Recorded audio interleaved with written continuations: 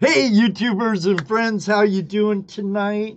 Thank you for joining us for another Tuesday Night Hangout Live with Toledo Jazz, Dano, and I.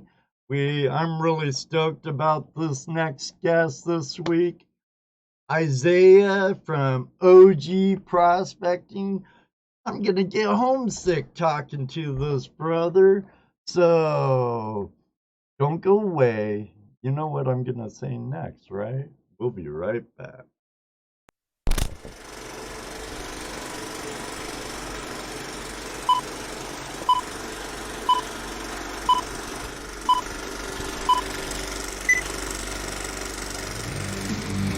Hello, everybody, and welcome to another episode of Tuesday Night Hangout Live.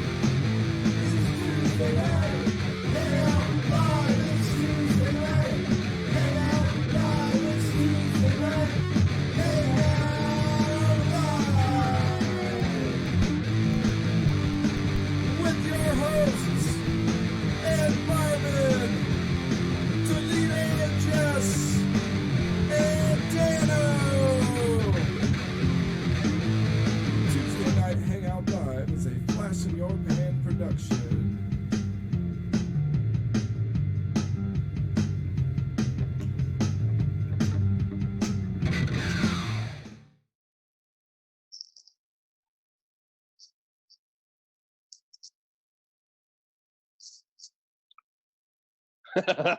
We killed it. We crushed it.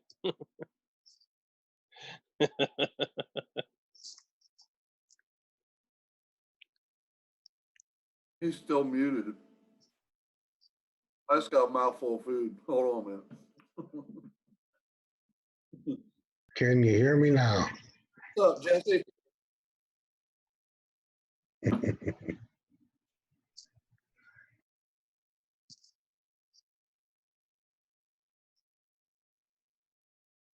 Ooh, are we live?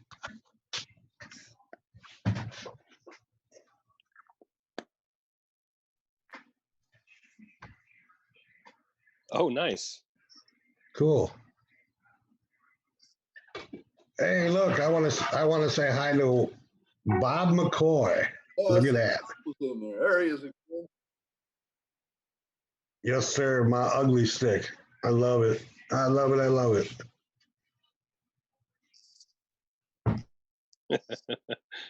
Bob McCoy is Let's my boy. find out. Oh, so he can't.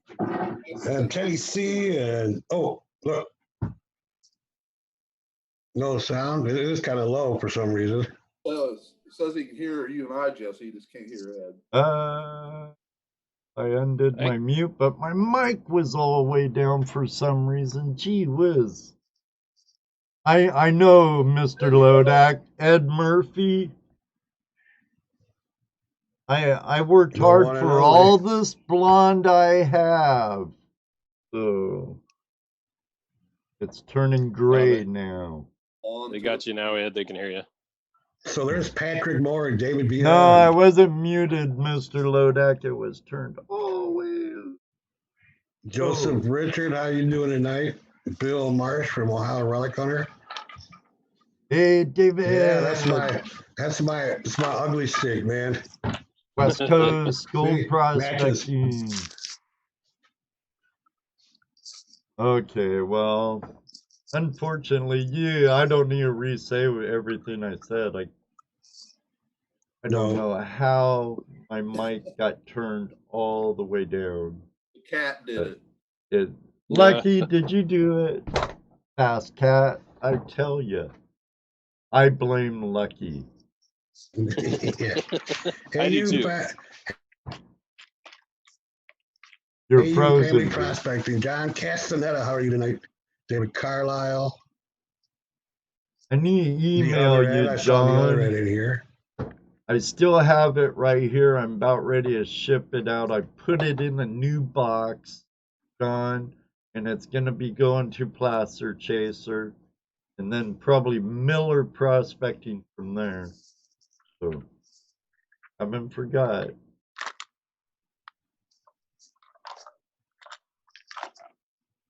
So how's that doing? I'm not muted. No, he just had the volume turned down. I had my volume turned down. Now it's turned back up, and I even did a sound check earlier. I was using the mute buttons and not the volume Well, Blue Pan gauges. Prospecting. It is what it is. Hey, Blue Pan, how you doing? Who was here first? Oh, of course, it was Dwight Wooten and Teddy C, Mr. Yes. Lodak in third, and that OG prospecting guy. Yeah, who is that? Did we mention? I hear he's an all right guy, Isaiah, you know, from what I hear. He shops likes to at sneak in on the chats. he shops Did we at mention that Jaron was the world's did we mention that greatest. Jaron was the world's best moderator? Not World's live greatest? on air yet tonight. Oh, okay. We were Just below talking that. about it earlier. World's greatest. Oh, look, West Coast Prospecting. How are you? And Bob McCoy, Oh, it's good nice. seeing you, man. It's good seeing you. Yeah. I haven't talked to Bob in a while. JB Prospecting, Since I got my freezing pretty up ugly stick. again. And my big brother James is in the house. Jim and David. Duke. Yeah. Terry Curry. We also have a Ray in here. Hi, Ray. Yeah. Hi, Mickey. That's wild. Hey, you amigo. How are you tonight? Nugget Brain Peterson. Wayne, how are you? Kevin Hubbard. What's up, Nathan? Bill. Bob. God, I love it. Look at that. Ryan, you still on? Pringer Prospecting. How are you tonight? And Christopher. My Tuesday is going excellent like always. My favorite day of the week. Mike, Baby Girl Mining, how are you, buddy? Joseph Richard, good to see you. And our friend HD Shovel Ed. Your package was sent out yesterday, HD. You should have it tomorrow or the next day.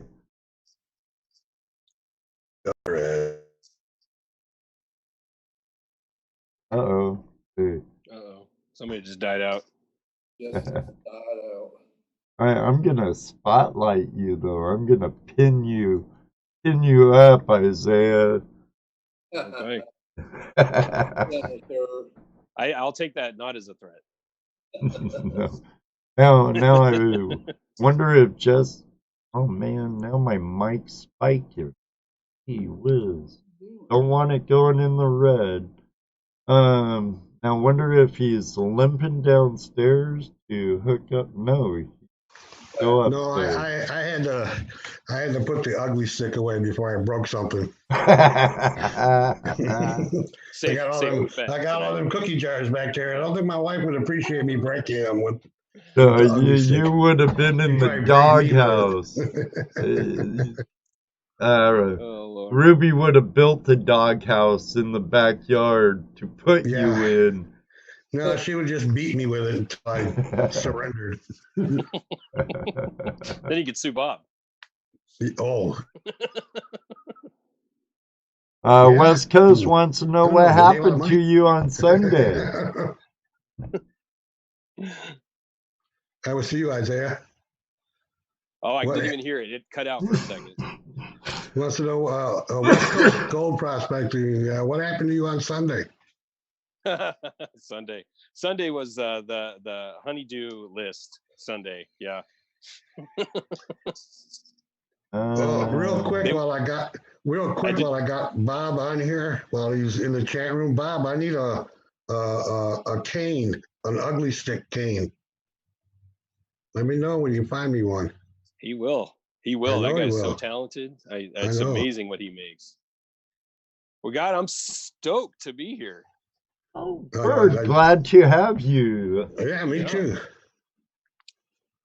I know I'm busy like reading the chat. You know, I'm probably supposed to be talking, but I'm just watching this.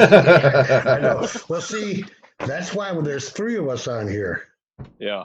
You know, because we would all wind up doing the same thing, sitting there reading the chat all the time. Good Lord, I know. I missed quite a bit of it, to be honest All with right. you. Thank you, Bob. I'm trying to pay attention to some other things. Yeah. Well, yeah, no, I'm definitely excited to be here. I can't thank you guys enough. It's such an honor. So let's hear a little bit about you. How long you been prospecting? I mean, you know, you kind of define that. I guess it starts as like a child, you know, that pioneering kind of spirit, I think.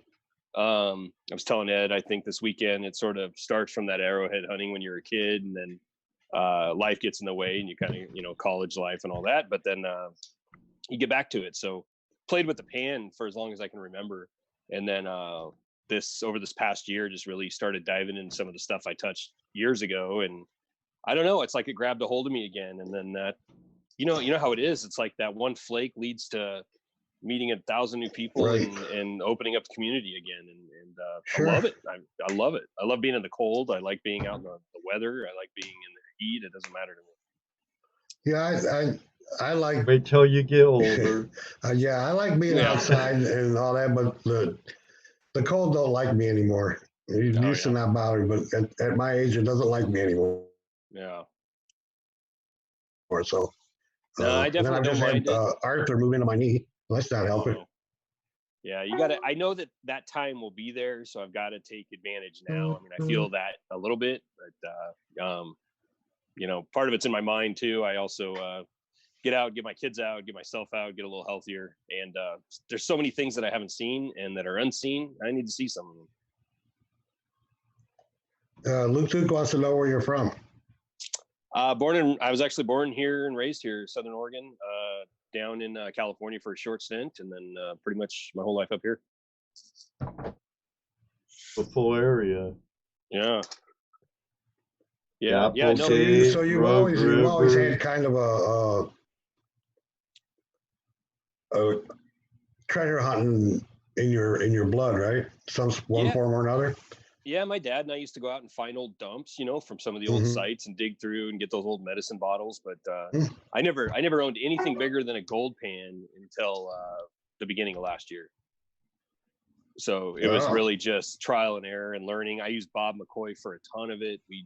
I've got hours of chat with him and going through stuff. And I don't know, you know how it is. It's like the aspect of like the education and the learning curve is so intense that it's just, you're in this constant circle and it never stops. You don't ever stop learning. And so I think that's what I get addicted to. And I have an addictive personality anyway. So when I'm all in, I'm all in. Yeah, Ed can tell you about that. He's been doing this for over 20 years, Ed. Yeah, I've got addicted to the gold bug, and a long time ago I've been trying to get satisfied ever since. It's worse than crack. It is. Well, then you add like this side, right? The YouTube or the social media side, and all of a sudden you've got this whole other dynamic of editing videos and trying to put together a story for people. And it's like you've got it. That's the part that is just, to me, is amazing. I love doing it. Right. And you want to be on that fine line of being organic as far as what you're producing, and you don't want to cross over and say all of a sudden you've done this big production, epic video. It's not, first of all, it's really expensive. Right. So, and especially here on YouTube. Yeah. If you're not sorry guys, honest and and straightforward with people, they're gonna call you out. Like we were talking about earlier about technology, how it's so easy nowadays, and now we'll do a YouTube. I mean, it just takes one little mistake on your part, say something the wrong way, and they're all over you.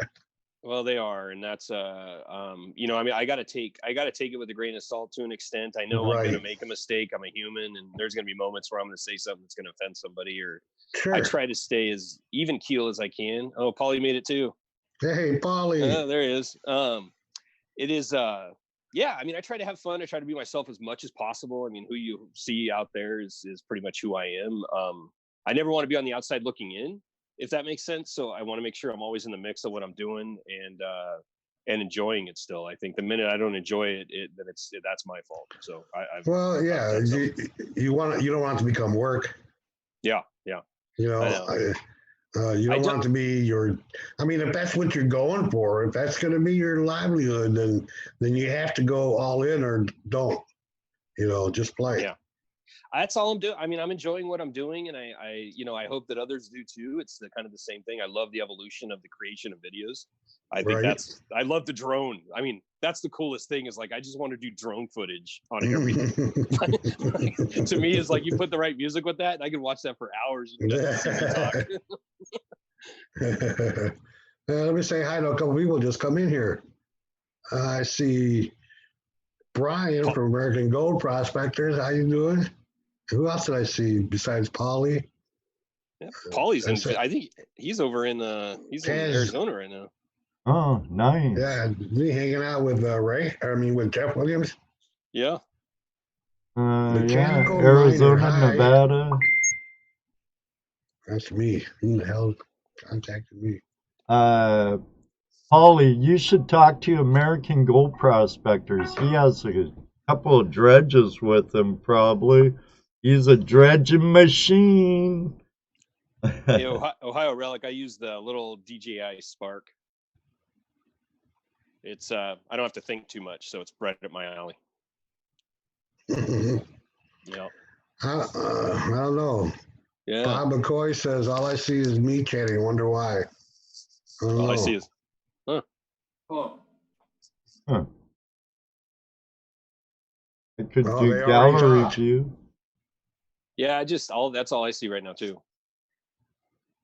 Before it was just Isaiah up there and a picture of me because I was coughing for some reason. You need to put him back up there where he belongs. Now you're up there too. I know. Because he says front and center him, dang it, take me out of this. That's what I'm saying. Put him up front and center. Okay. You're not here to see me. Oh, Lord. That is Ron from Shaw's Prospecting. How are you tonight? Baby girl, my name. They're here for you, Isaiah. All you. It's about you. I need to come up with an acronym like you have in the shed with Ed. I need to do like I don't know. I got to come up with something like I don't know. Maybe have some tea with OG. I don't know how I feel like that's kind of catchy. In the cold with Oregon Gold. I don't know. I kind of like the catchiness of Ed in the shed with Ed though. Oh, that goes back from the first part of my channel doing yourself stuff in my shop. I've neglected that in a long time. Well, I need my name to rhyme with shed then. I'm gonna have to work on that. Or something rhymes with Isaiah. Yeah. Oh, he's back. No, he's back in the hotel. Canada. That's cool though that he made it down there. Sure. He was telling me he got held in customs got held on the border for a while. So beginning of his trip didn't start off too well. In a hotel in Las Vegas, Canada tomorrow, Australia next. Excellent.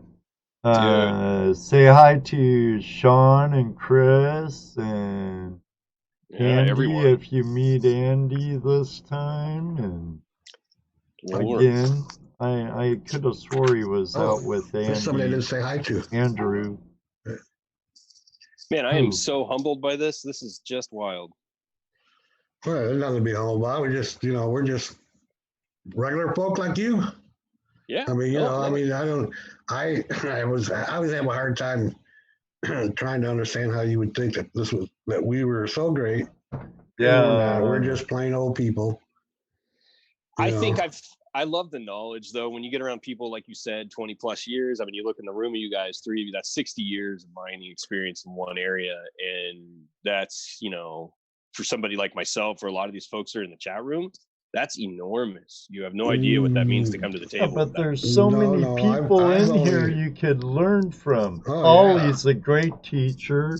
Yeah. Ray Rusa and Mike from Baby Girl Mining. Have a rather And everybody's different. The techniques are different depending Right. on geographic So, location, let which me- is the coolest part. So let me ask, Oh, are you yeah. a member of goldprospectorspace.com? No, who was I talking to today? I was talking to somebody about that today. I think on one of my YouTube, they were doing comments and talking about that. I'm not, but You need, need to to get be. over there. Yeah, and I'll Yeah. tell you why, because all the people you see here are Mhm. there plus. Okay.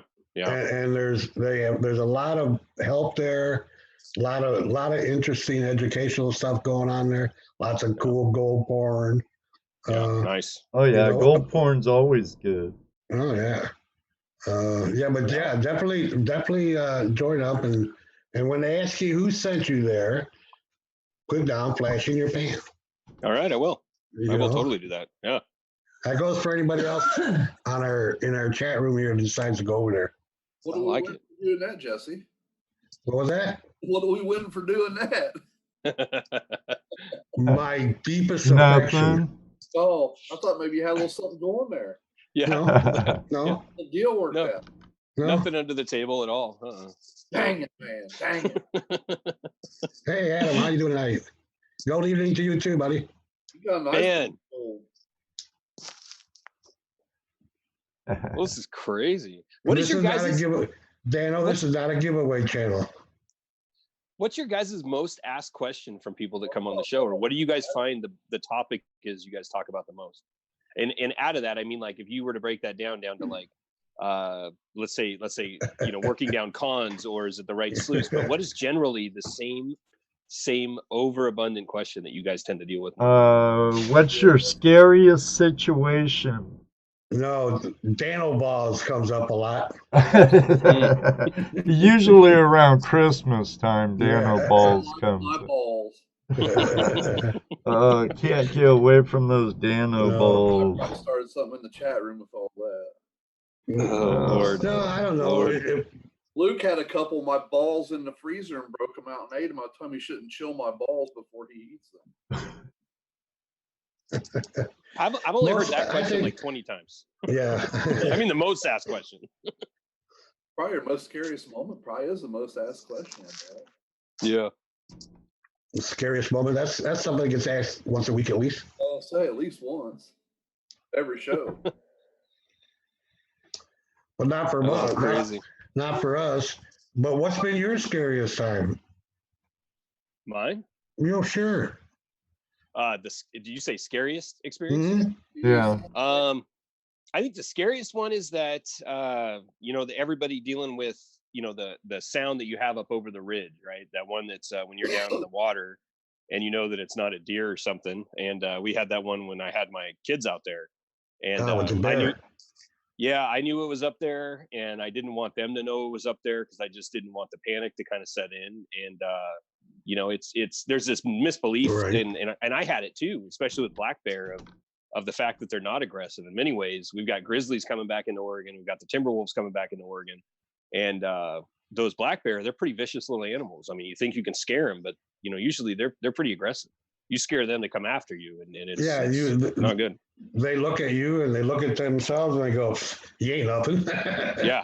Yeah. No. I remember my daughter, she had the pan and she was actually panning it out, and it was right up above us, and my adrenaline was flowing, and I obviously carry when I'm out there, and so I unpacked the gun and I had it in my right hand, and I'm trying to keep her calm. My son was on the right side of me, and I just thought I just had to get them behind me, and luckily it just went away. Right. But it was one of those where it's like I wasn't so much scared. I couldn't imagine if something happened to them while I was out there. I think that's what freaked me out more than anything. Right. Otherwise, I don't think- think about it. Yeah, that and the fact that you couldn't really see him. You knew he was out there, but you couldn't see him. Yeah. Well, I could see where it was because you could see Mhm. everything moving around. So it was just Right. enough for me I'm trying to not freak them out. And I'm Gotcha. panicking in a way. So yeah, it is. But I think that's normal, Yeah. Yeah. Yeah. Although I did fall in once when it was. So up there, that would be a normal thing. Yeah, it is. I mean, that would be normal. Yeah. There's a lot more bear than people realize, and you'll see a lot of it, a lot of traces of it while you're walking up. The other one was I fell in once and I got hypothermia, and that was that sucked. Yeah. I'd be more scared of that. In fact, I'm more scared of falling than anything else at this point. Yeah. Well, that's exactly that. I saved the pan though. I was falling and I threw the pan off to the side. Just bam, right in the water. That was it. Right. That would be my problem too. I would try to save something, and and kill myself. Yeah. Oh, that. Go ahead. Oh no, I was just gonna say, I think being up there, those scary moments are far less than the good ones. You know, they outweigh everything else. And those scary moments, I think, in a way, sometimes it's the dead silence is more than anything. When you're out in the middle of nowhere, but those are also the ones that I kind of like. Makes you feel alive. Right. Yeah. The dead silence is fine for me. It's when it's suddenly broken. Yeah, that's true. You don't know from where. You have no idea. What was that? Hey, Top Cat. Todd, how are you tonight? And I did a little binge watching of Two Toes and Top Cat stuff. Did you? Two perspectives from the same trip, and some nice gold. I've got my armadillo mining drinking cup. There you are. They gave me swag. Nice. Not sponsored. Not sponsored. Isaiah may be sponsored, but I'm not. But I have to say, if you're in the Gold Hill area and you need anything for your mining experience, please head over to Armadillo Mining. They will do you right. Yeah, Shelly and Sam and everybody down there, just amazing people. Amazing. Yeah, I went up there this last week. I went up to go buy. There's an auction that the community that I work in is doing here this next month, and so I went up to go. I was going to offer a couple hours of me taking somebody out to the claim to teach them how to mine, for like part of the auction, silent auction. So I was going to go buy a Garrett, super sluice and some pay dirt and all that stuff and put it in there, and they donated everything, and it must have been $300 worth of stuff. They just said, no, this is on us. You do the time, we'll do this, and they just gave it to me to put it in the auction. No questions asked. Just amazing place. Cool. Yeah, it was really cool. Oh, that sounds like an interesting idea. I have a friend who's excellent, president Mike. of a biker gang, right? And they do a lot of benefits for veterans. And they're getting ready to do one here, I think next month or within a couple of months, I believe. And I was thinking about donating something like that myself, a weekend trip. Well, I'm worried my ego is going to be crushed, and it's going to be a real low bid. So I told them I wouldn't be at the auction, so I'm not going to go. Yeah, I hear you. Yeah. But yeah, that's not what that's about, anyways. Yeah, no. So that's This magazine says he'll have a booth at the gold show. Yeah, can barely hear your mic, Dano.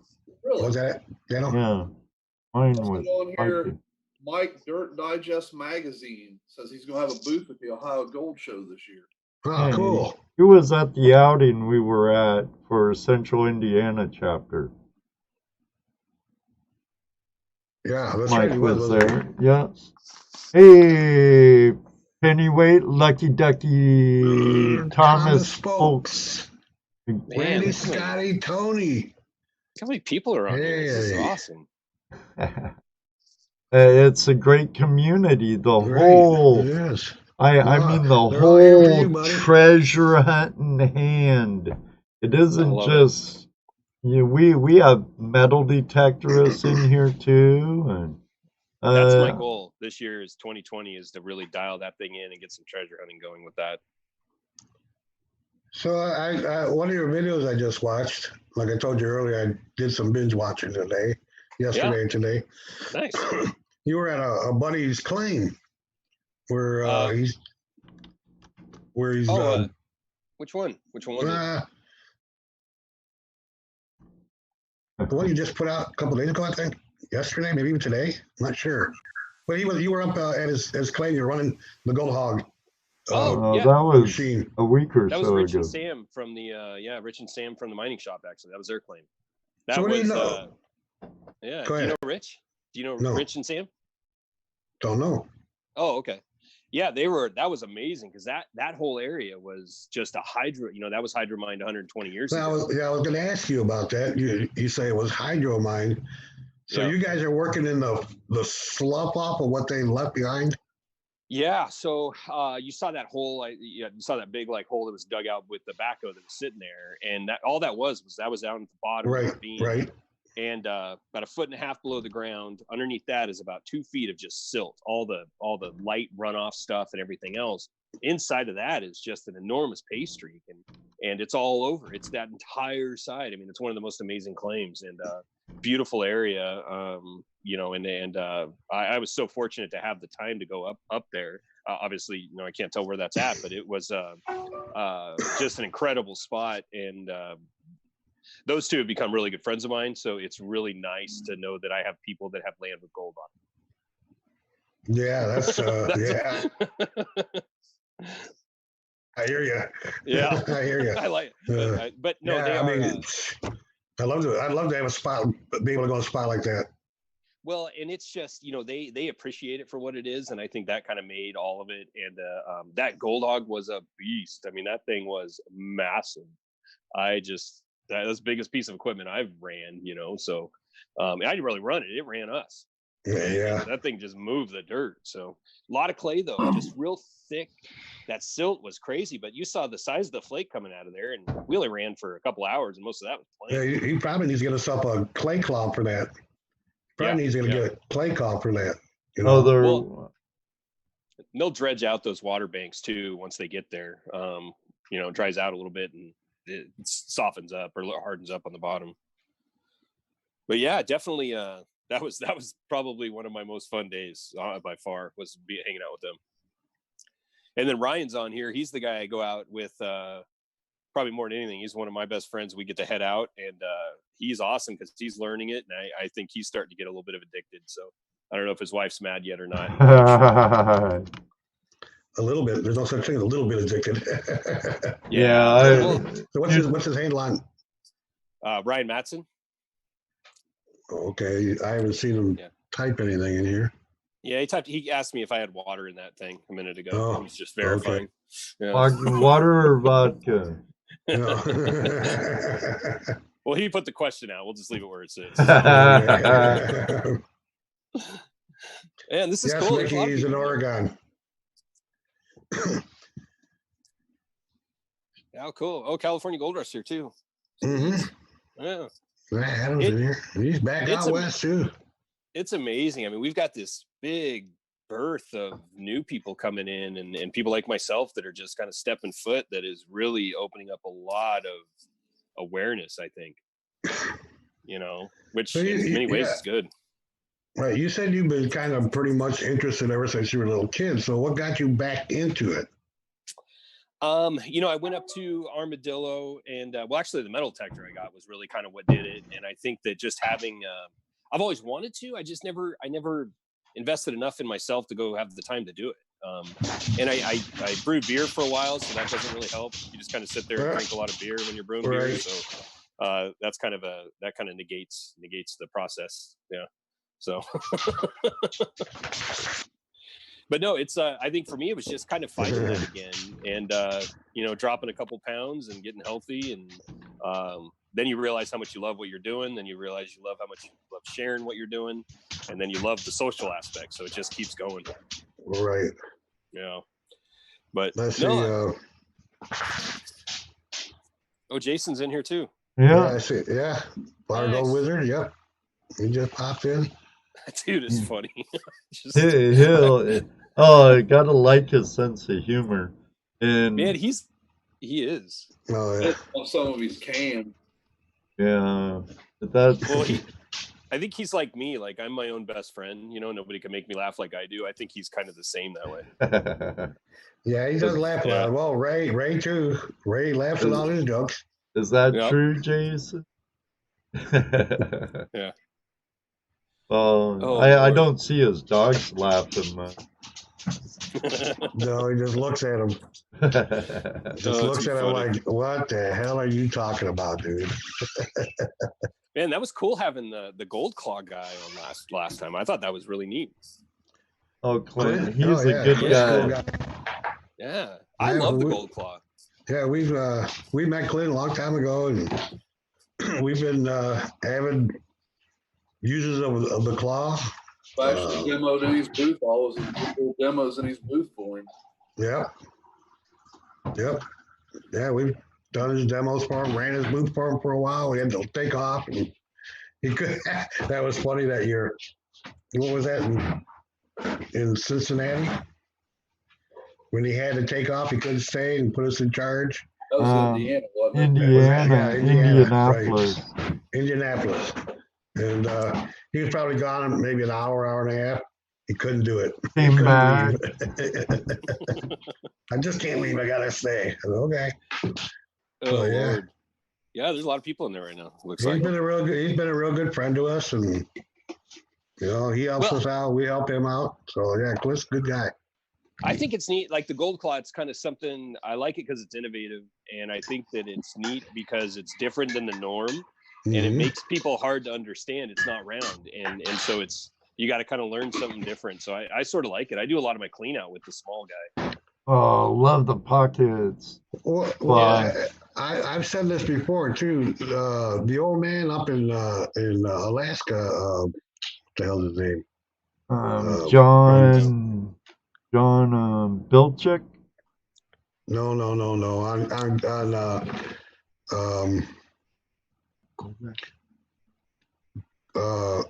Ice Cold Gold. No. Who is it? A show or The one with Emily? The one with Emily. Oh, yeah, the show with Emily in it. That's Fantasy Gold. Right. Which Fantasy one? Gold. Yeah. Vern Atkins. No, the Christine Rose, the old man. Oh, yeah. Tom Ranke. Tom Yeah, Ranke. Patrick. Yeah. Now, if you ever watch the old man pan, he pans like he's using a gold claw. So he goes back and forth with the interesting. Yeah. With it submerged. Right, like he's using a gold claw, but he uses a regular pan. That's how I pan with the Raven. I submerge everything when I'm panning. Yeah. There's a video from Aussie Bloke Prospector. I don't know if any of you watched him, and he's got a video of panning of how it was passed down, and I just loved it. I have it on my channel under the on the how-tos on the playlist, and I started panning that way, and I have not gone back. I absolutely adapted the way he did it. It was incredible. Yeah, I've adapted a lot of different people's style. Yeah. What I've wound up doing, Oh, Bob McCoy wants me to talk about beach mining. So I've got 2 on the wish list, which I haven't done yet. One is I would love to go do the metal detecting in Arizona one day. I from what it looks like, that would be awesome. Go out there and look for little nuggets. But then we're trying to get together because I have not done beach mining. I have yet Can I head towards Gold Beach and do it, or? Yeah, he's got a spot to take me out, and hopefully we'll head out and go do that. I've been trying to link up with him for so long now over there. We just haven't been able to. Yeah, Coos Bay. Yeah. He's got some spots, and then I think there's another event happening on the 24th up in Washington. I think I was talking to Pacific PNW prospectors, and he's got something going on the 24th that I might head up there for. Yeah, out at Cape Disappointment, Mike Kahn will be there, and David from Spin It Off will be there. Yeah. Yep. I would love to see if Bob can get there, even if I can swing in and we can just carpool up. I wish I had Polly's money and stuff. Then I could go visit home more often. Yeah. I know Paulie's killing it, man. That guy has just done so well over the past year. Excellent. Hey, Paulie, congratulations to you and Dan Hurd on the 100,000 subscribers. I think Paulie's pushing like 170 now. He'll be 70,000. at a 500,000 here before too long. Yeah. And let me see. I doggone phone went to sleep. Here you go, Paulie. There we go.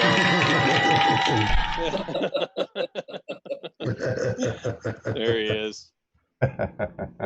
When I get back up home, and especially up towards Skagit Valley and Whatcom, I'll definitely let you know, Paulie, and message me on Facebook. I want your address. I have an arrowhead with your name on it, buddy.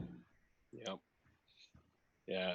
No, I think all of them. I think he's doing great. I love seeing the success for them. I'm heading back up there in April to Canada, hopefully, and well, actually, I was already in the book, so I'll be heading up in April, see Nathan. Hopefully, get Paulie back out there again for a little bit too. And this time I might try to mine and not just sit around and BS for 4.5 hours. Yeah, you said you didn't do That's much. my biggest problem. Part of it. Man, that Canada video, I didn't do crap, and I had to put together this video of my Canada trip because all I did was sit up on a rock and just talk to everybody forever. So sometimes the biggest gold's the people you meet. Man, it was one of the best days of my life on that river that day with everyone out there. And there's some pictures that Nathan has from Amigos Gold Panning, and it was, I can't even tell you. And then Paulie stole my camera. We got some Polycam shots, and it was good. It's met amazing people that I'm still connected with today that I talk to pretty regularly. Cool. Well, this community, it's awesome, and the tool we have to use, YouTube, it's just explosive. And the treasure hunting community in whole, Pioneer had that scuba diver, a river hunter and beach hunter, and what's his name? I watch him quite a bit too. I'm subscribed to him. Yeah, I can never say his name. Paulie knows. He'll write it. Exactly. We're talking about the same person. We're fishing for you, Paulie. We need you to write something. He's that guy does. Oh, he says, Jeff was hilarious. He's just the same off camera. He says his gun is real, by the way. He's what? Oh yeah, it's real. And Jeff, he's a fun one to have on the show. It's been really great. Now, when we had Paulie on 2 years ago, were you even at 2,000 subscribers yet, Paulie? I just think it's awesome how, unfortunately, we all can't blow up like some of them.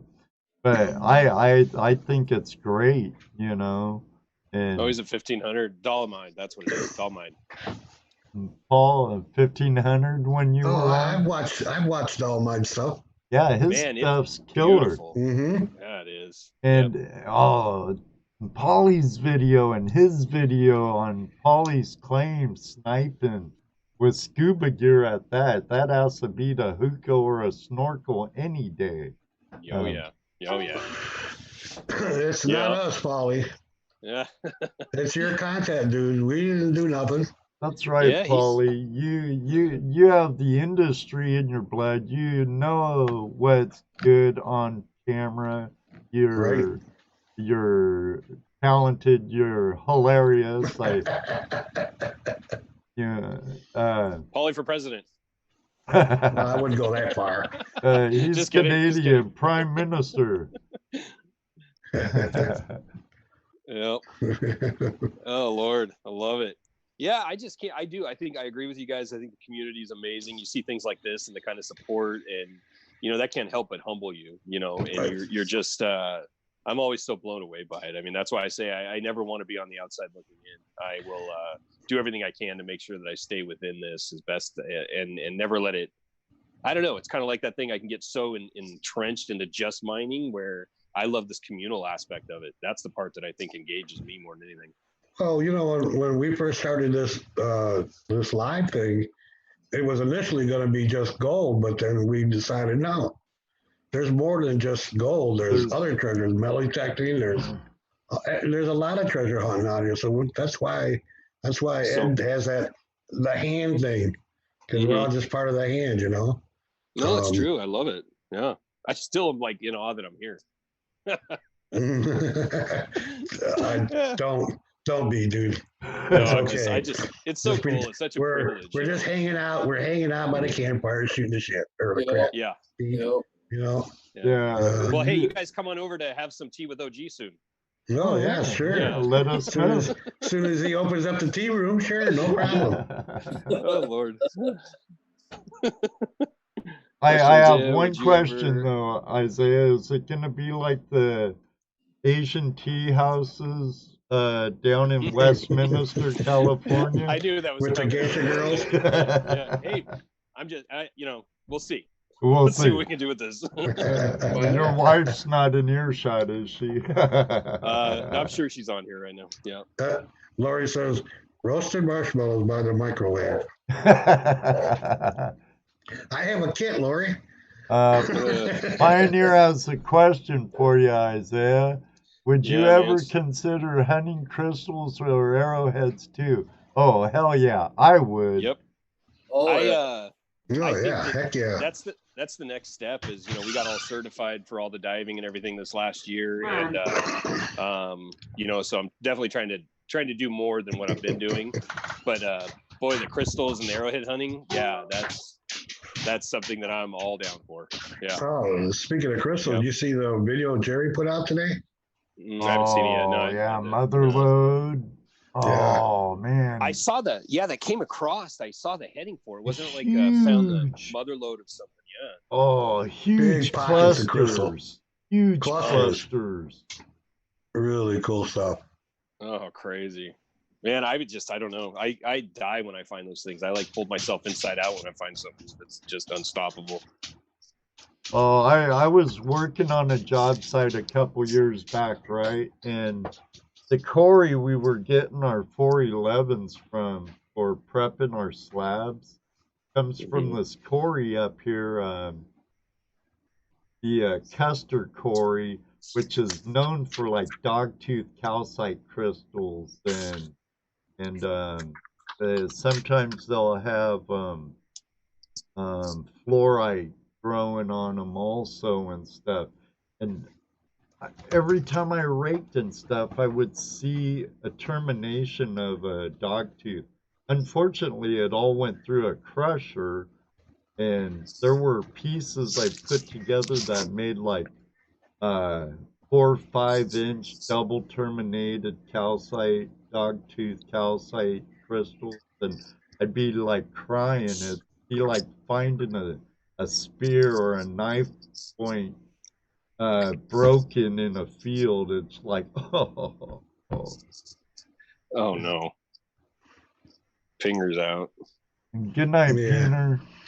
Peter. JB Prospecting wants to know what's everyone's favorite detector.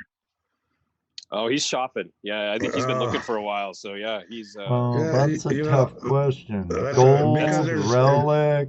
What are you looking for? Where are you at? I think he's tried the TDI. I think that he has tried I think he's tried the 24. I want to say I have the White's 24K. I think he's tried that. The TDI and the 24K are two different beasts, so it's just a matter of really what he wants to go find with it, I think. Right, it is. It depends on what you're looking for. Are you relic hunting? Are you gold hunting? Are you coin shooting? How much money you got to spend? Yeah, that's stuff like that. That makes a difference. Yeah. Let me say hi to the Weedy Boys. How are you guys tonight? New people here? I've never seen them. Friends of yours? No, I'm subscribed to them. They're metal detector. I figured that. Oh. The Weedy Boys. Gosh. Look at this community. How cool is this? It is what it is. This is, you go to most of these shows like this, especially when it comes to treasure hunting, their rooms are full. There are people there. Yeah. It's a good community. I love it. Yeah. Humbled by it. Yeah. So I keep using that word, but it's the only thing I can think of. Yeah. I love it though. People. Yeah, it's, I think the cool thing, especially in the getting the conversation out and you have people actually chatting, is the fear for me being where I was is I'm always scared to put out a question.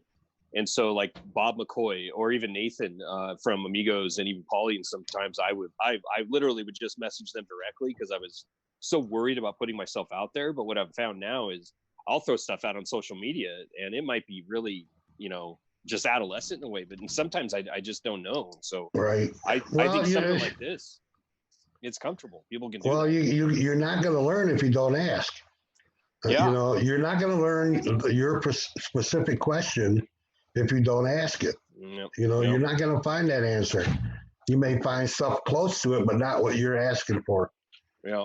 So yeah, asking questions Broke up doesn't again. hurt. You may not get Rephrase the that, answer you like. Jesse. I I said didn't asking hear. questions. No, asking questions doesn't hurt. Oh. No. Yeah. You might not like the answer you always get, but it still doesn't hurt. It doesn't hurt. No, it's something that's we should be doing more of. Right. Yeah, I have exactly right. I have this saying: no such thing as a silly or dumb question, just dumb and silly answer. Mm-hmm. Well, the only dumb questions are the ones that aren't asked. Yeah. I think that's something that really, in some ways, I would almost that if I had to try to encourage some over this next year, at least on the social media side, is that encouragement for the new ones getting out and trying to open up that safety side of that forum, because people are scared to put themselves out there. I was, like you're going after people that know they've forgotten more than I've learned. So I need to remember that and try to put it out there. Here's the thing that I really push a lot, at least once a month or maybe even every show. Yeah. I don't know. If you're going to put yourself out like you do, you're going to put your face in front of the camera, expect people to come up and say and talk to you. I like know you. You're Isaiah. Yeah, right. You got me into prospecting. Right. Oh my God, I can't believe I'm here right next to you. Right. Yeah. That's even happened to a little guy like me. Yeah. I got like 300 subscribers I've had. So that's something. It's just something that you're going to need to expect. Yeah, I'm like I said, I would consider that a blessing and humbled by that. I love taking new people. That's my thing. I buy everybody a brand new gold pan every time I take them out, and I think I've done about 24 gold pans in this past year. Cool. Yeah, so that's that's my thing. I enjoy doing that on the new aspect, and that's just awesome to me. I don't know why I like that part of it. We need more people, more advocates.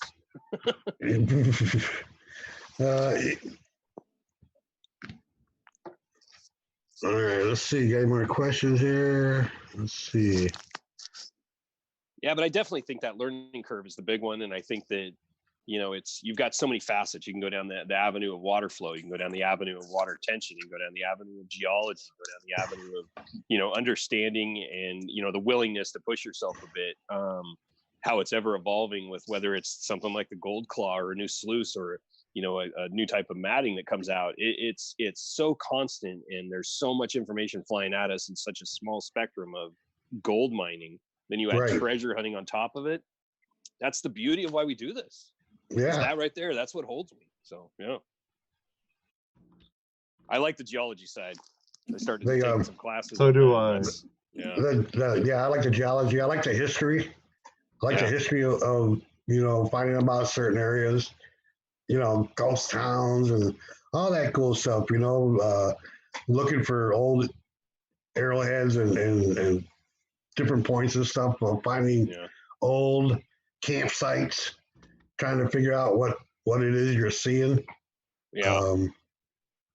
Because you can see a lot of things out there, but not know what you're seeing. So it's always really cool to understand what you are seeing out there when you walk out in the desert. And you look and you see trees, rocks. But then you look again, you see, oh wait, there's a fire ring there. There's an area there where they used to camp. You could tell when you look a little closer, you can see that stuff. So You gotta pay attention. That's my wife always goes, "We're not going down that way, are we?" Yeah. Yeah. My dad, when I was a kid, my dad had this book and it was called How to Treasure Hunt. And you guys may have heard of this. I have been looking for it forever, and it showed everybody all the tricks of how to do that. And it talked about finding the home sites, but it also, I mean, so this one part that I remember is if you are detecting somewhere where you could possibly, where you shouldn't be detecting, you just need to make sure that you tell the law enforcement you're looking for the ring that your mom or your wife lost. Right. And it's like, but I remember being like 10 years old and reading that thinking, that's genius. I'm just going to tell everybody that, and I'm going to go look for treasure everywhere. And there's these little things in that book that really talked about like the homestead sites and how to go out and find this stuff. And those things are all over in our backyard. It's endless. I couldn't even, there's no way I could find them in my lifetime. Well, here's another trick. You're out The what?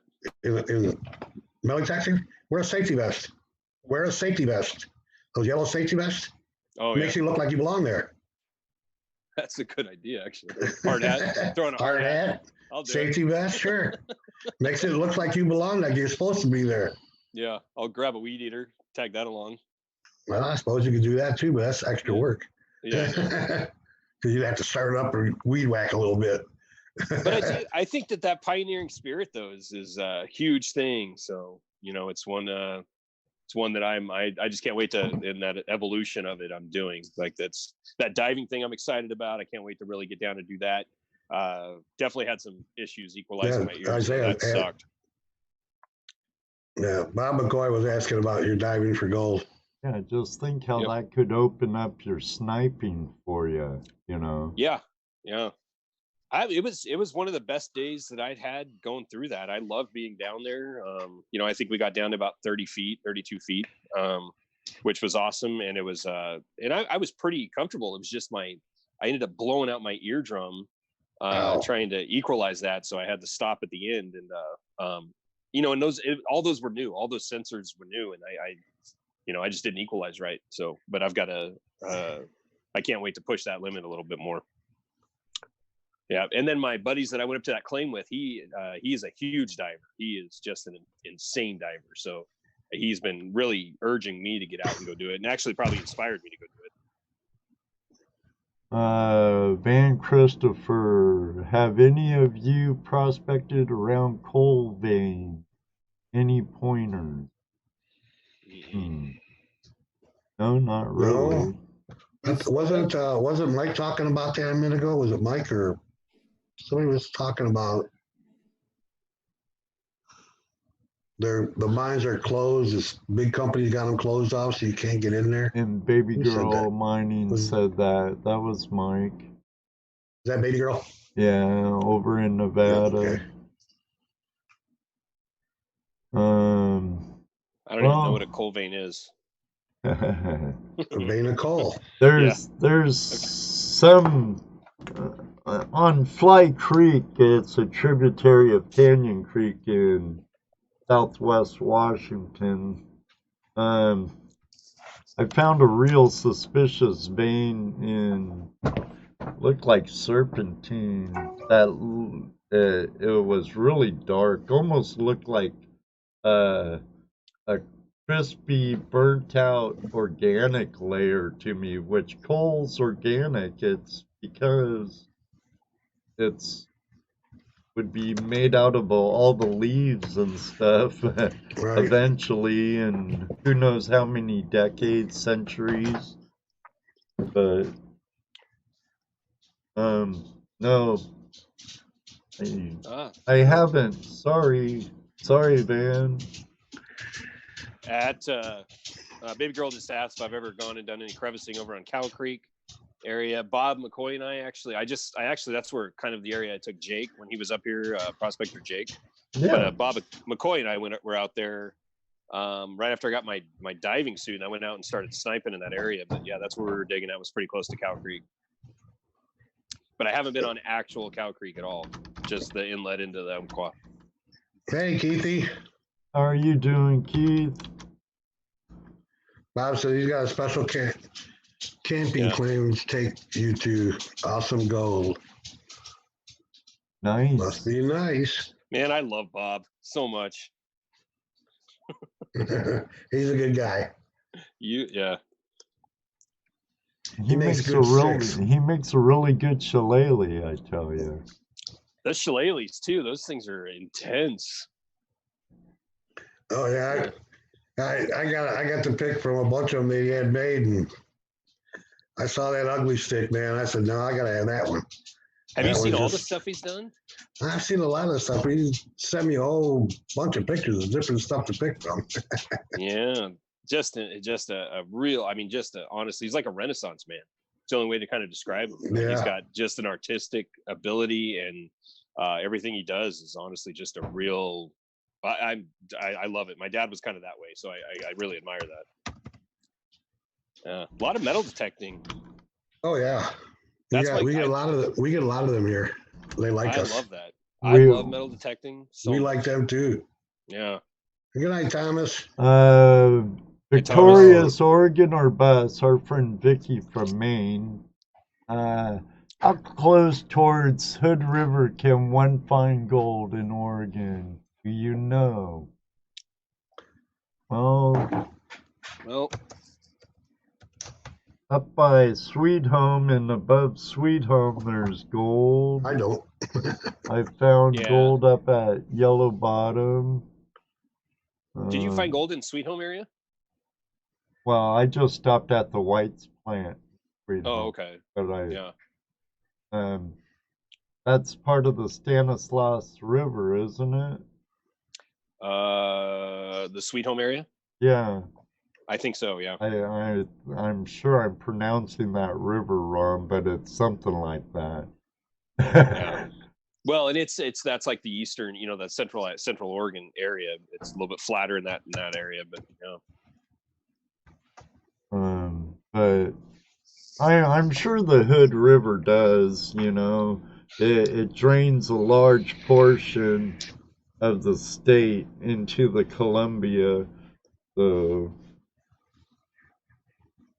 but if you're going through Baker, Vicky, stop in Baker.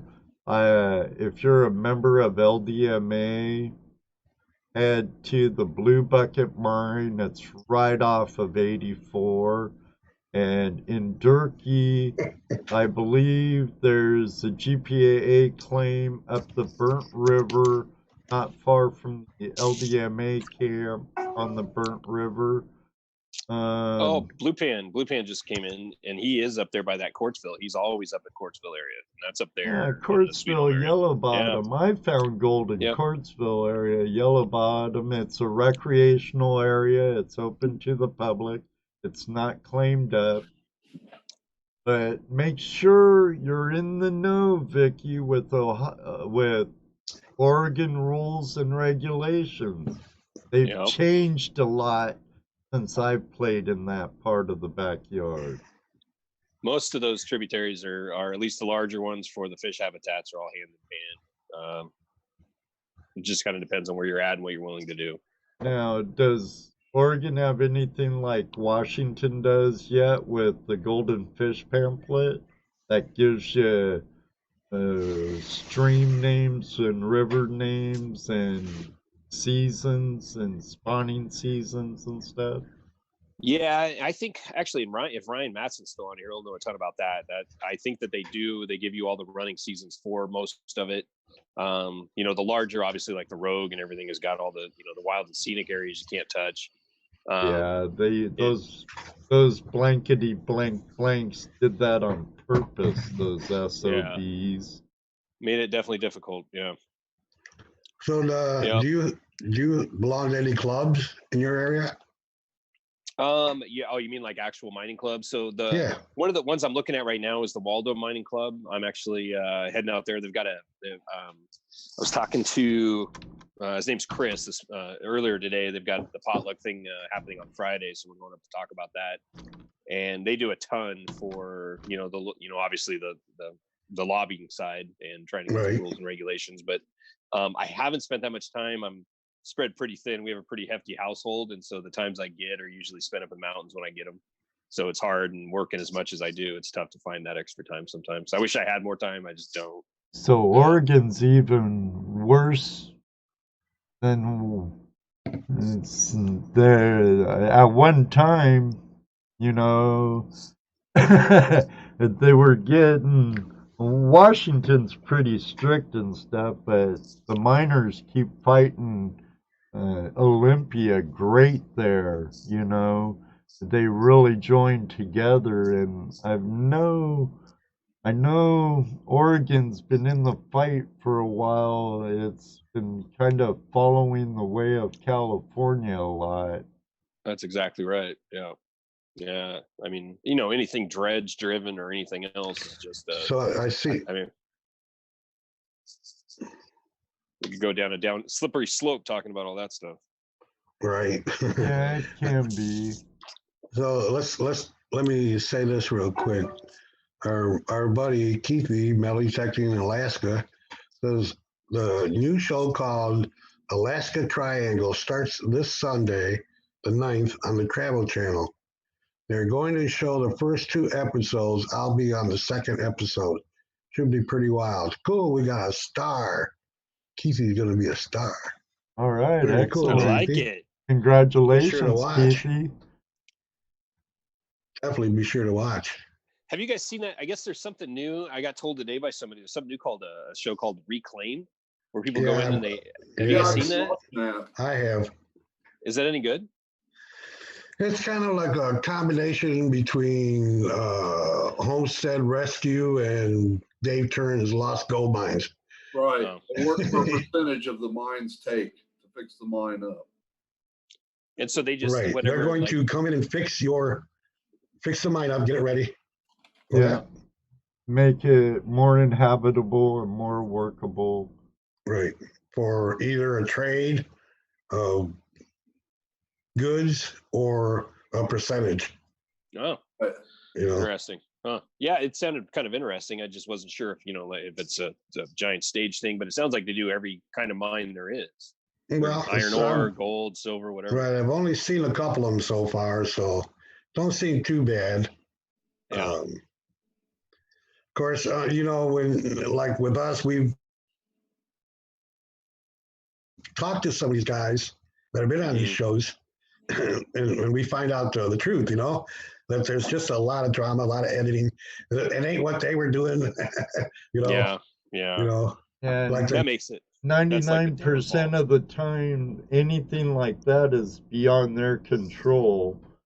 And they have no idea what those blokes in the UK, seems like they're all produced by a UK company. Right. And they have no idea what they do in the editing. Hey, CSI, how you doing, Deacon? So it's, drama sells.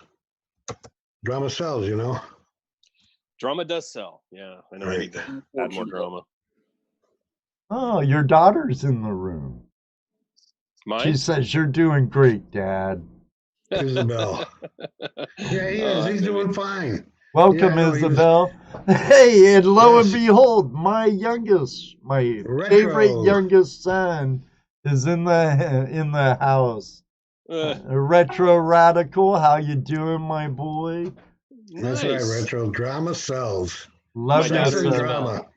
My daughter Isabel just got her driver's license yesterday, so oh, she boy. is. It's my baby. That's not a baby anymore. So, yeah. It happens fast. I'm just gonna say I have a child that got a driver's license yesterday, and she's watching her old man on streaming on YouTube. How cool is that? On the day after she gets her driver's license, I couldn't be any luckier. Yeah. Yeah, I know you were saying you were all worried. Oh man, we don't do no editing here. It's all gonna be if I screw up, I screw up. That's right. It is what it is. She's heard more things that I need to edit than anybody. Trust me. Oh, that's so cool! I can't believe she's on here. That makes me happy. Well, it makes me happy. My son's in here too. How you doing, buddy? Good. Love you, son. You know, who didn't come in this week? My sister. Where's my sister at? I haven't seen her. I haven't seen her Diane. Usually she's a regular for the first half hour or so. Right. Now, Oh man. now, what goals do you have for 2020? So I have, we kind of talked a little bit about the channel. We talked about, kind of the direction of those things. And I think right now the beauty in the channel is that I don't know what I'm going to do with it yet. I know that I'm having fun. I know that I'm enjoying like this right here. And the people I've gotten to meet and that aspect of it. My goal for what I want to do is going to be more detecting, more diving, stuff like that. But I've got to push myself a little bit. So my goal for this next year is going to be, let's see where that expands to. Because I think part of it is I don't know what the growth is yet. And if I had to say, my goal for this next year is to find a 7-ounce nugget. And and I think, and also a 10-ounce nugget. Those are my goals. That's almost as lofty as my goal. All right. So go big or go home, right? That's right. I want a softball-sized nugget. Yeah. I think really just keep growing the community. I've got to learn how to balance it a little bit better. I have a hard time with the social media and answering everything. I mean, I type like a 3-year-old from the Ozarks, so trying to figure out how to balance it is tough for me. Yeah. Yeah, it takes a lot of time and effort. Mm-hmm. It's not. It looks easy. Especially you sit down and you watch some of these YouTube videos. Oh, that's easy. I can do that. I can sit in front of a camera and talk for an hour. Mm-hmm. Well, I can, but I mean, most people think they can and they really can't. It's not that easy. You have to be able to come up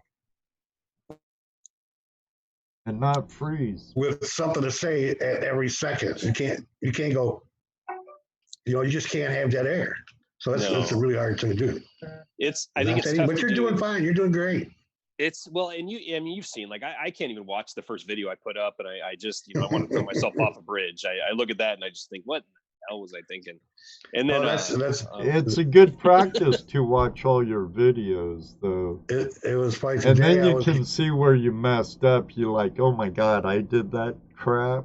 And where you can improve. Because the only way we get better is to produce. Yeah. Well, and the evolution of making the videos, I mean, that's a fun, to me, that's up there with being out mining. I honestly, I enjoy that technical back end of it. And I do. I like editing, but I love live. I don't have to edit. You were saying that.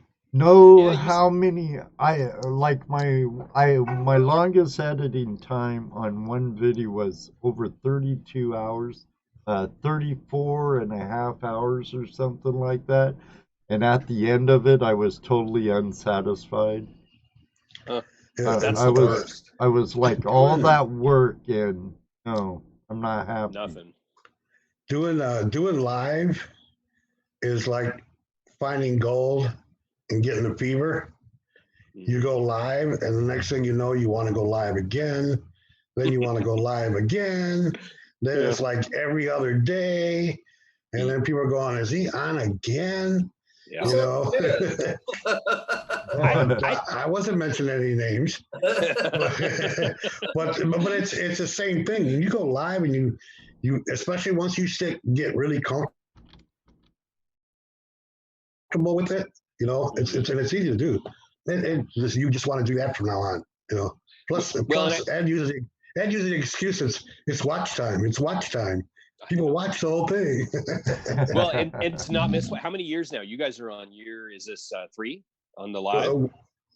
We're just past 2. Right? Past 2, and never missed a Tuesday night. Right. No, going on 3 years, have yet to miss a Tuesday night. I thought that was really cool, Ed. When you said that shows a lot about who you guys are and how much you believe in it. That's awesome. It's only Tuesday Night Live that I get anal about the show must go on. Like my auctions, if I'm sick and I feel like crap, I'll go, okay, Jaron, I can't do it. Let's postpone it. Or something else. But Tuesday night, Hangout Live. Mm-hmm. I get really anal about it. Mike wants to know. Mike from Dirt Digest wants to know how long was the video that you spent 35 hours on. It was like 35 minutes. When I got finished with it, at first it was like 50, and then I shaved it down and shaved it down more. And I what I do need to do is I need to go into a plan at the very get-go, like sit down the night before and have a bullet list of how I want to do it. And not really, I want to be more kind of educational, less that you gotta cut out, less ramble and more specific to the point when I talk, and make it more interesting and more B-roll. And Yeah. I always want to improve on it. But no, Mike, ever since then, it's never taken me that long again. And God, hopefully not ever again. Yeah. Well, yeah, I mean, you got to figure it's probably close to 15, 20 minutes, maybe 30 minutes per minute of video that you end up with the final production, right? Right. I mean, you end up putting in that kind of time, and that's a huge amount of time after you've been out mining for 12 hours or 10 hours or 6 hours for that matter. Then you got a whole day of production you got to put in, and then you got to do everything else with it too. We need to do what Paulie has. We need someone dedicated to the camera. Can't be Patrick. He's a miner. Right. We need to get someone who's might be interested, but not. He's more into videography and stuff. And you say, here's my equipment. Have cameras on us every minute. And free. Yeah, that's right. And you're free, an intern. And free. You're an Internship. intern, with editing included. Internship just opened up here at OG Prospecting, so yeah. Right. Send your resume to flashinyourpan@gmail.com. and we will give you credit, and you'll be credited at probably no college. So I love it. Yeah. Hello, Kyla. Laurelman, how are you tonight? Dano, Ed's auctions cost me money. You're not the only one, buddy. You're not the only. So what I like about your videos really is you keep them under that 15-minute mark. Yeah, I think that it's I've actually changed the way I'm going to be doing that too. I'm not going to care so much about hitting the 10-minute mark either. If I don't have the footage, I'm not going to put it out there. I'm not going to stretch out anything that doesn't need to be. Right. And if I end up getting a 6-minute video production, I'm going to put up a 6-minute video. Everybody talks about the algorithms and YouTube, and I could care less about that scientific side of it. If I'm going to put something up, I need to believe in what I'm putting up. And well, and we all know, I mean, how many trips do you go out where you end up making a video? I mean, I've got 6-7 trips between one because I don't have anything to really show. There's times where I go, I'm taking the day off, and what happens? I take my camera anyway. Then I feel guilty because I'm not filming. Yeah. And then when you're filming and thinking of angles, then you're losing dig time. Yeah. I would, this one, I would love to talk to you offline on this one because I did a good trick that I read here a while back that really helped me out a ton. All right. Well, I guess we can talk here. I don't mind. Don't see why it's not a secret, is it? No, not a secret at all. It's just a long conversation. But it's funny. Go ahead. I was just going to say a big portion of when you're watching all that stuff is you're watching the different videos and the ones that flow well, and obviously the camera movement. And you had just said a minute ago to make them more educational and less of that white noise, right? And I talk. My thing is I tend to say that about 1,000 times, and I have to edit out about 1,000 of those things. But when I'm getting ready to film a portion, I think about what I'm about to say before I'm picking that up. Other than those few moments where I know that it's just going to be me, I just get all my talking out, and then that filming comes behind it. So that B footage stuff comes behind it. And I really try not to grab the camera and talk in between that, because then you've got this whole other section when you come to editing that you've then got to get to piece together. Right. So if you know each clip you're getting, you have your talking in the beginning and then your show after that. you end up able to Right. put together a storyline, and it's easier on the editing side, and your storytelling is better. And that's as what it I is. want to do too. Start telling more of a story. You know, That's you the have way I the approach it too. growth. When I'm Go ahead, Jess. not going, go ahead. You were doing fine. Oh, um, you know, you have a crisis or the search, and then the crises, and then the climax where you solve it. You know, find the. My problem is for a long time I stopped showing gold. Everybody wants to see gold, but out here it's not like back home. Right. Right here we have club properties, permissions, public. Back home, I was on my claims. If you're there mining without my permission, hello, Ranger, I have claim jumpers. Yeah. You know, you can't stop people from fishing, hiking, or whatever, even camping. But, you know, I didn't have to come back to a spot who's been bombarded, that's been bombarded. Actually, Dan Hurd and Polly had the situation at one of Dan Hurd's spot on the Fraser River. Was I think it the the Nugget, Fraser yeah. or the other one? I It was the forget one on which Fraser. river. But you went back there and it was bombarded, so it must have been a public mining lease or something. I kind of forget the Canadians' terminology for their public lands, like their public mining claims they have. But you know, um, here, you know, a couple of members of a club say, "Oh yeah, look, he shot too big of too large of an angle on that. I know exactly where he's at." Or you say where you're at. "Oh, I'm at the Right. Swank West at the island." Right. And woo, yeah. Bah, bah, bah, bah, bah, bah, bah. Yeah. So Brian says he has a trouble finding a storyline. And what I was going to say was, usually when I'm going out to go video something, like if I'm going out to do a video shoot, I will work on what storyline I want to do for that particular outing, right?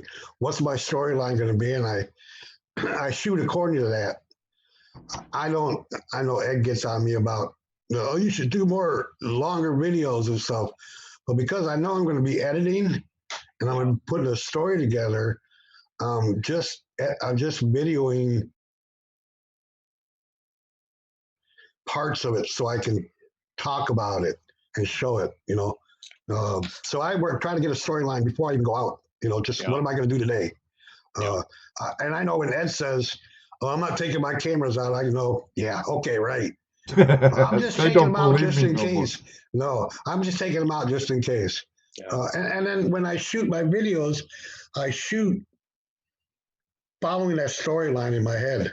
You know, this is what I want to talk about. This is what I want to show, and that's the way I go. So when I go to edit, I find it's Thank a you, lot easier. AU.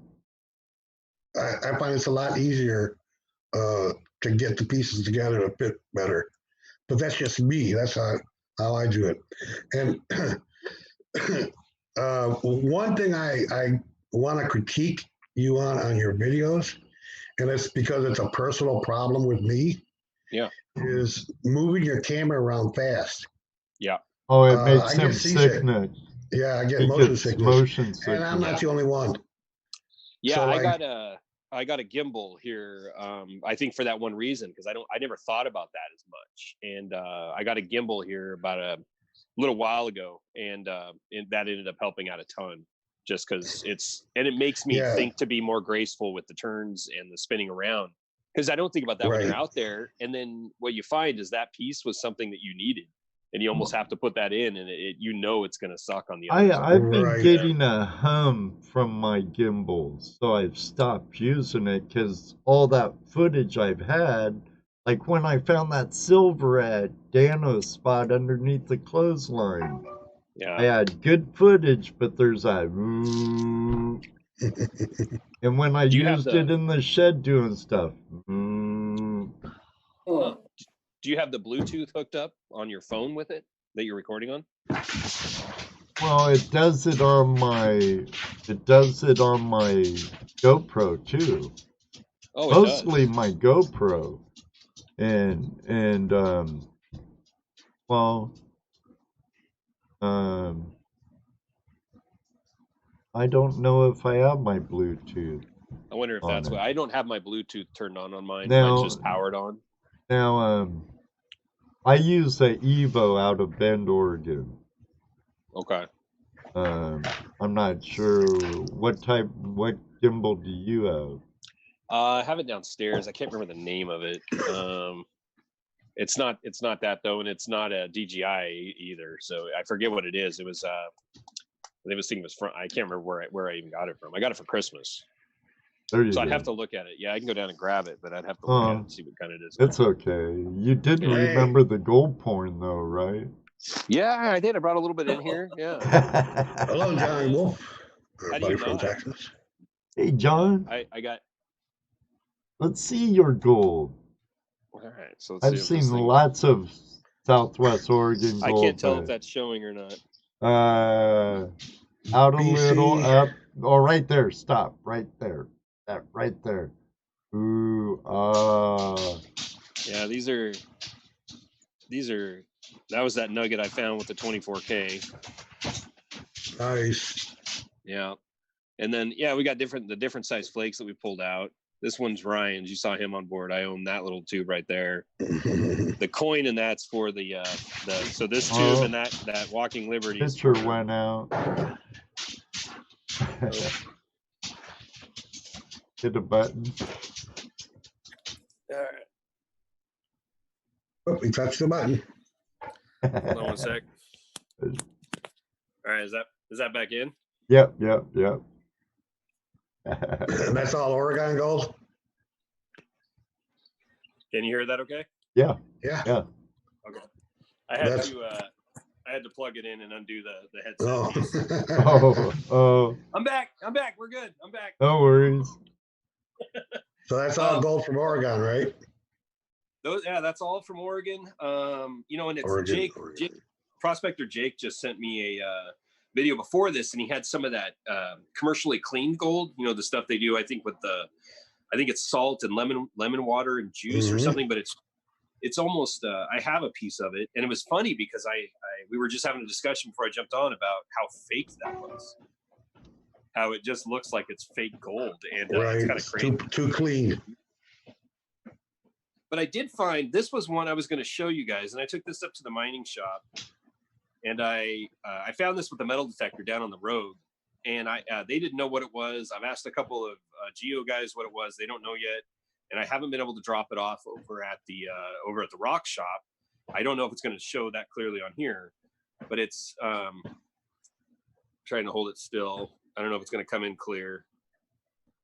But it's this weird, almost Put iron. like your hand behind it, because it's focusing on your glasses and your eyes. Put your hand behind it. No, put your hand behind it. Yeah, there you go. So let me get this. Ooh. It's a little bit red, slightly magnetic. Hematite? Goes off on the detector, like it wigged the detector out completely, and it's got a little bit of trying to get the light on there a little bit. Oh, it looks good there. Not a ruby, is it? No. No, it almost looks like a hot rock, black hot rock. Ironstone pin. I would think that would be more magnetic though. This thing only has, very little magnetism. And I've just never seen anything like it. And I'll take some good pictures though, and I'll send them over to you, Ed, so you can kind of see them. I tend to agree with Bob. It looks like hematite to me. And it may be. I'm gonna have to kind of play with it a little bit. Now, take it to Eugene and have a geology, or there's a junior college or something in Medford or something closer to you than Eugene, isn't there? Yeah, there's a rock museum here. Okay. So I'll run it over there. They seem pretty excited about it, but I think they get excited about all the rocks. But yeah, I'll take it over there. Well, Benzo says Coke is a hematite- low-grade coal. I don't think Coke is magnetic. No, Benzo says hematite crystal is reddish and only slightly magnetic. Right. That's why I'm Reddish? Yeah, it says it's slightly reddish. That's what this has. Almost like a light rusty, like it's almost like it's wrapped by this light rusty thing with over like a black hot rock. It's the rind on it is like a rust. It's kind of rusty, reddish.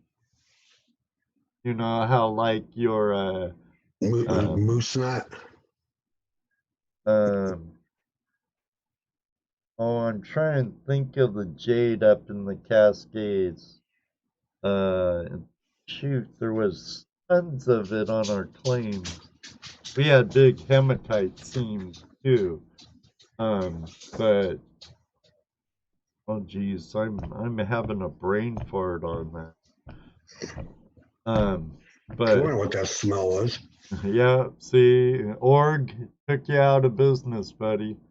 Ooh, look at that picker. That's some chunk there. That's like the one Top Cat found up on the Mother U at Picker's Paradise.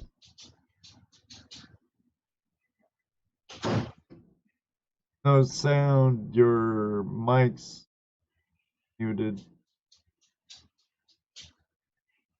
All right, how's that? There you go.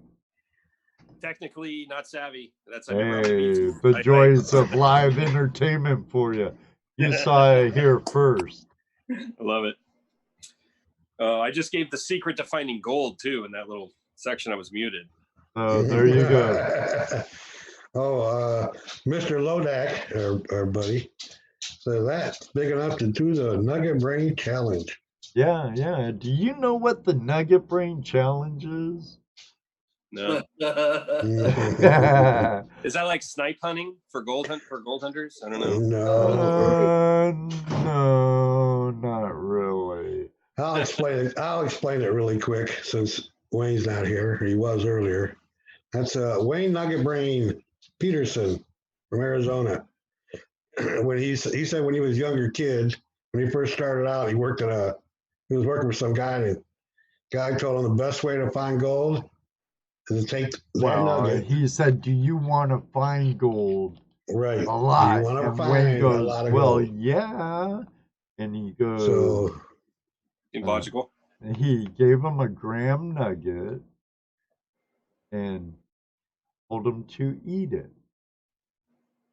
But he had to do it for 30 days straight. So Wayne did it for, what, a month and a half? A month anyways. He ate it, cycled it, repeat. Right. And now he finds gold all the time. I don't know if I have any words.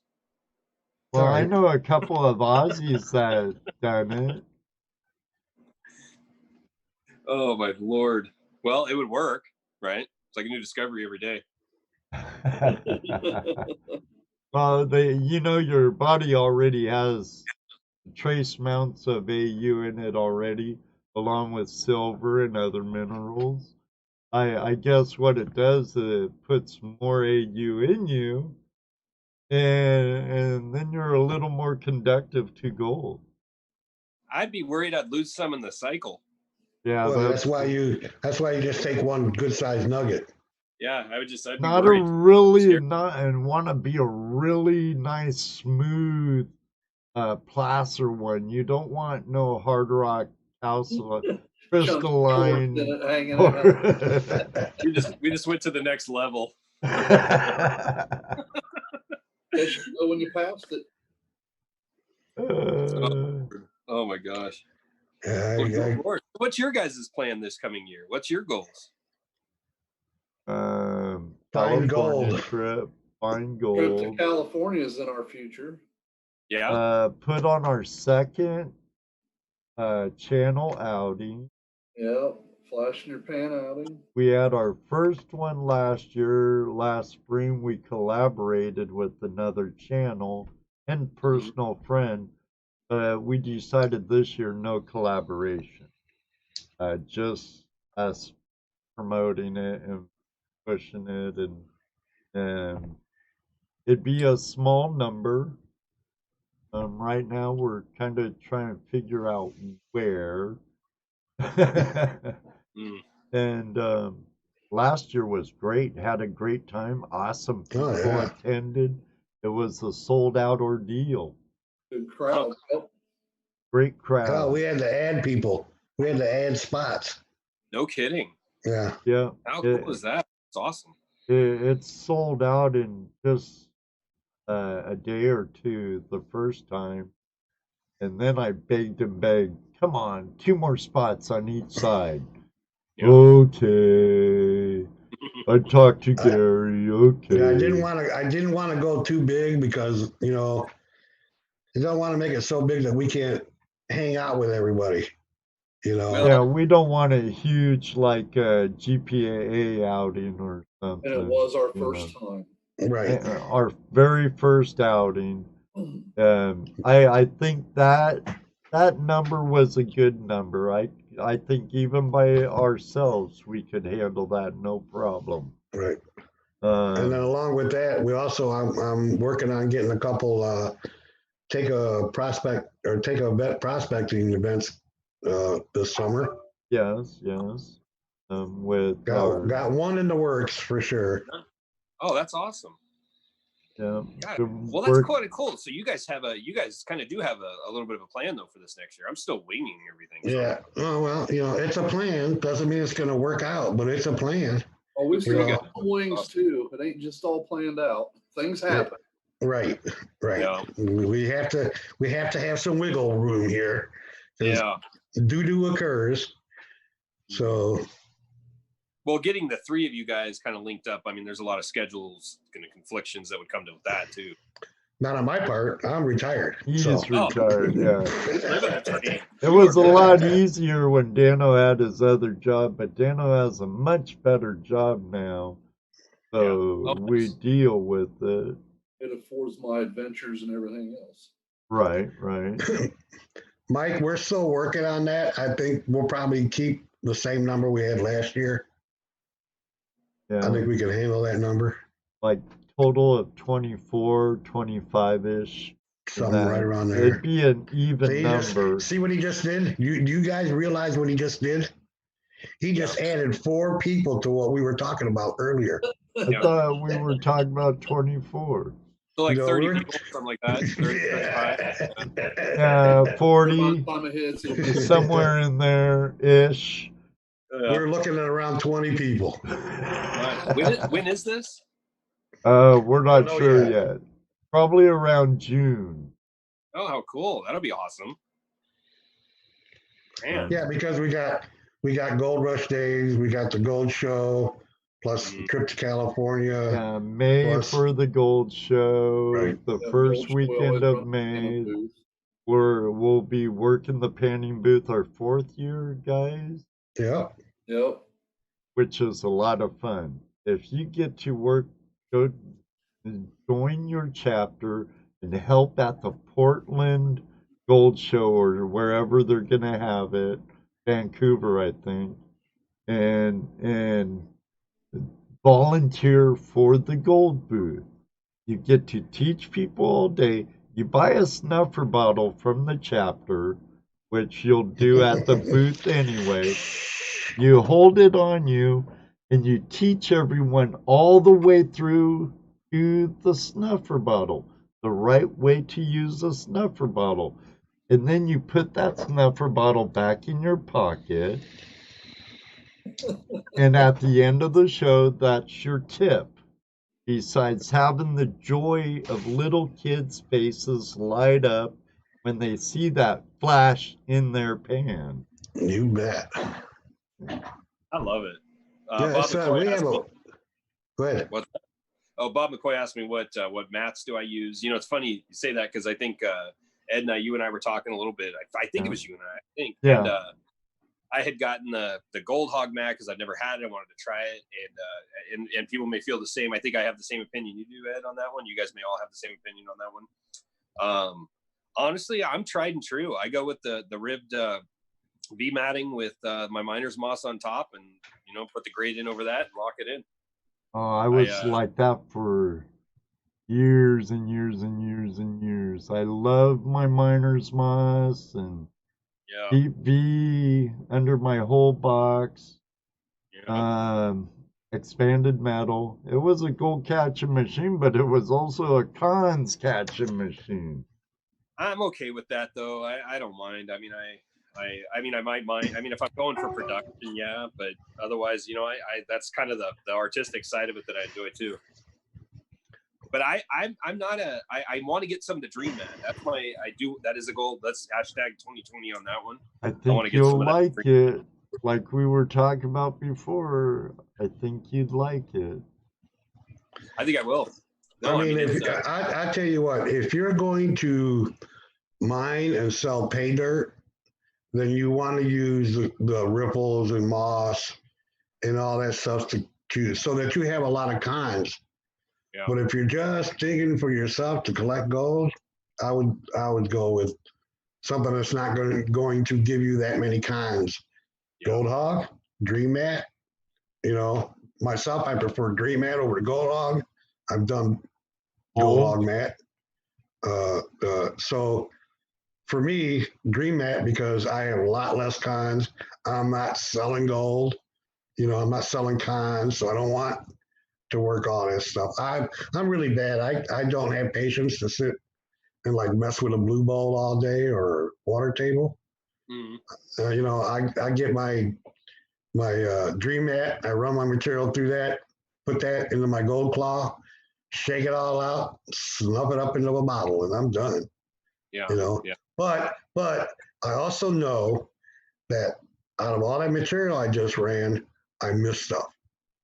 So nothing catches at all. Right. So I think the Gold Hog is my I think it's a really good mat. I just don't know. I don't have enough using it. I've only done it in one run. I used it for a whole season. I got all into it, and actually 2 seasons, I think. And it's good mat. I have no problem with it other than the migration down the mat. I don't like that migration. Clean out is a pain sometimes. Sometimes, depending on the mat. Let me tell you this, in my opinion, everyone has their own, and I respect that. But my opinion is, my hog mat makes a great underlayment for my dream.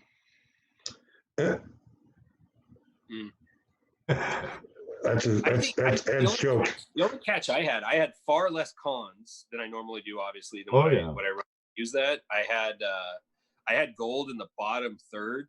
That was a little weird. I had more gold in the bottom portion of my run.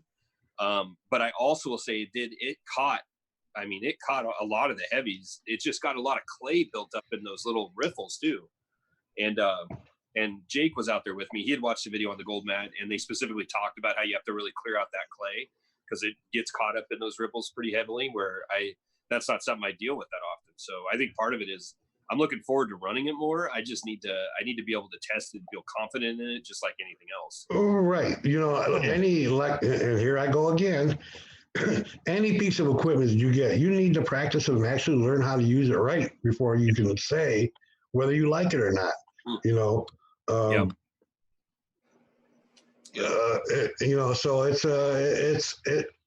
I hate when people will do a review, right? And they'll try it one time and they don't really like it, but as you're watching, you realize that they're not really doing it right. They're doing some things wrong. That's helping them lose. So you got to practice until you figure. It took me over a year to learn how to use that claw and use it right.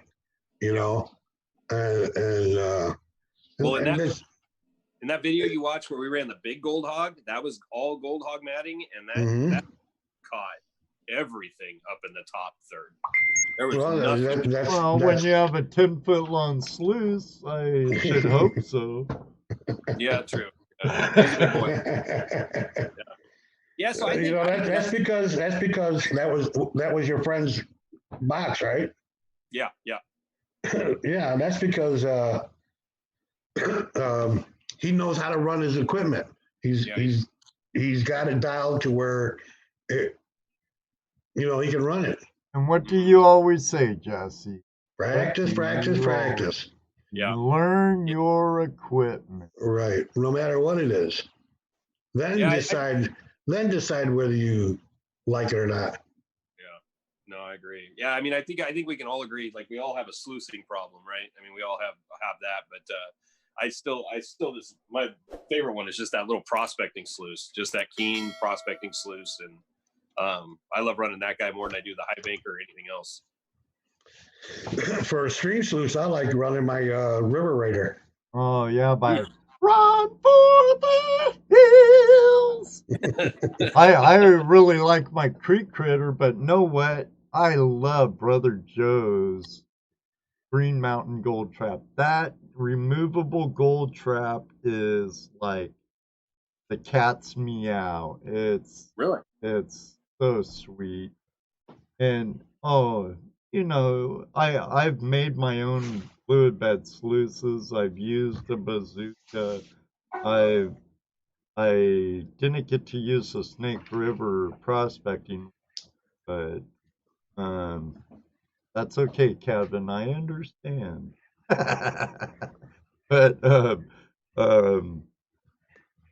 with the ones I made, the bazooka, you take out your box, right? You do your clean out, and then you have to set up your box all over again, right? With the Green Mountain Gold Trap, it has a removable trap tray drawer that you pull a pin, you slide it out, you dump it in a pan, you push it back in, you're ready to throw dirt in it again. Boom. No resetting the sluice or nothing. It's beautiful. That's annoying. I would agree with you. Like, when I go to clean out, I'm kind of done by that point.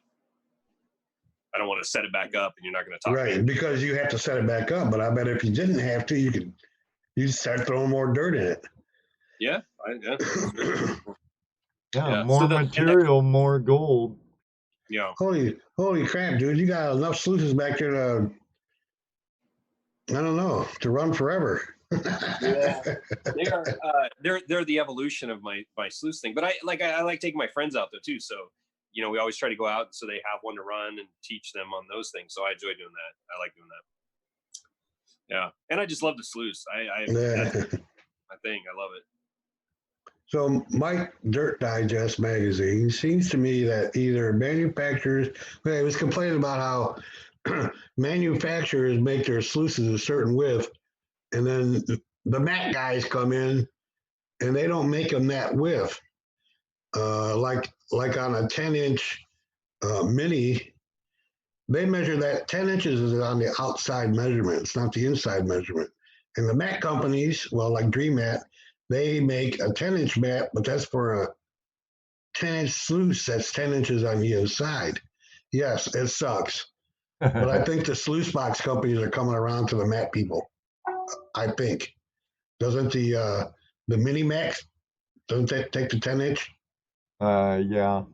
It fits right in there, right? Yeah. Yeah. So I think, I think the manufacturers are coming around to the mats. Yeah. Either way, they need to hook up. I didn't have to. I mean, honestly, that's where it's going to be at. Is going to be in the mat, not the box. Right. So box. So for as far as the Dream Mat, that's why I like Dual Paul, Ron from the Hills, and even Justin in Australia. Yeah. Those guys built their equipment around those mats. Yeah. And those are beasts too. There's a lot of cool companies out there. I mean, I love, especially when you start looking overseas, Australia or anything else. I mean, they've got, what is that? The River Rat, I think it is. Gold Rat. That's I think Chris takes one of those out. I think he's a pretty good advocate of it. Aussie Bloke's a good advocate of it, but that company's a really cool company. I researched them online, and they totally stand behind that product. And Oh yeah, they look like they'll be successful. Honestly. Yeah, Justin's doing a really good job with that. Like I said, he's built all his equipment around that Dream Mat. Isn't that awesome? I love it. Yeah. Oh yeah.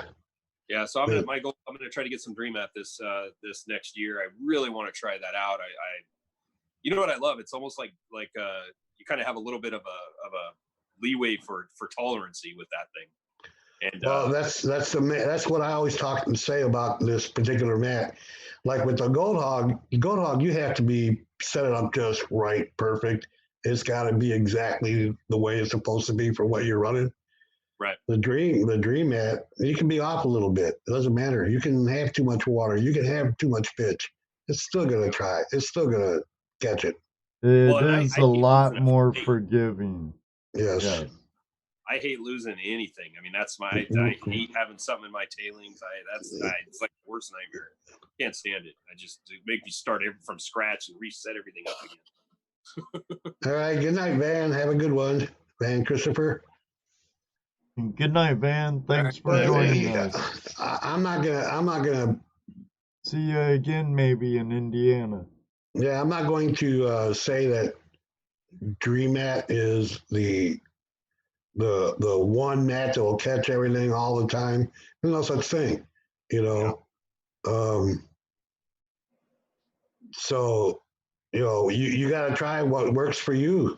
And that's all we can say. How's Owl Mats? Owl Mats are a copy of Gold Hog mats, except for how they attach to each other. Other than that, they're basically the same. Owl mats have a clip that both pieces slide into to give you a connection. Change them. Right. Yeah. Do you super glue those, or do you No. They use an aluminum clip.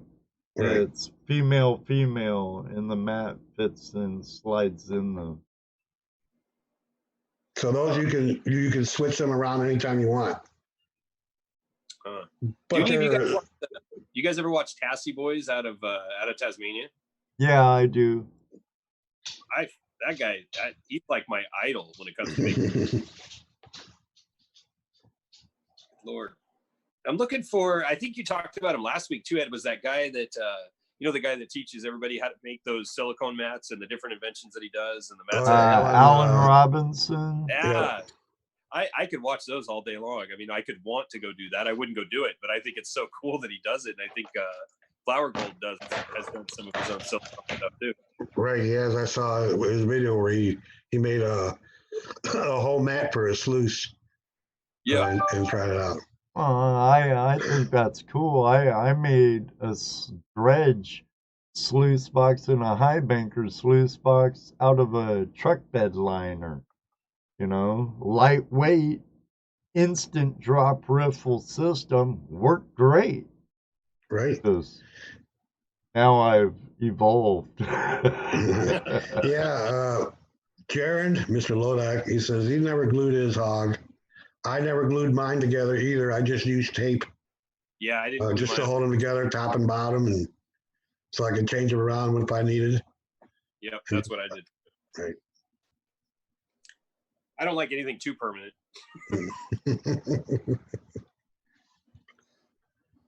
Yeah, it just depends on where you're at, what you're running, what you like, what you know. But another thing we always say, hey, we're not brand loyal. We're result loyal. Well, recovery loyal. Yeah. I think it's great to know what you're talking about. Try the smattering of options that we have. I mean, we're all, we're like, we all have ADD, right? So somebody comes out with something nice and shiny, man, we are all over it. Squirrel. So squirrel. Yeah. That's part of it. But I know Bob was talking earlier. I know we're heading over. We're going to do the beach thing. And he just built this gorilla of a 10-foot sluice for the beach mining going up. Yeah, they're right, Bob. That's a long tom. Yep. Well, and here, My favorite piece of equipment that our GPA has, as Buckeye chapter has, is a wooden long tom with in and outdoor carpeting, Yeah, and that's it. that's all it There's has no in it. ripples, there's nothing in there, just that. Okay. And it catches gold like crazy. Your cons are real gooey though, because it's just catching really fine stuff. You know. Oh, his run's 12 foot long, not 10 foot. It's 12 foot. Yeah, 12 foot. He said. But you Yeah. only allowed 10 foot on the beach. What's that? But you're only allowed 10 foot on the beach. In Oregon, I'm not sure in Oregon. That's the one thing I haven't done. I think you can do. You just can't do. You have to do the natural water run. So I know that you have to. You can't have a pump or anything out there. You can't have any type of water source. Yeah, I thought it was 10 foot, 10 square feet. It's definitely under 20. Check out.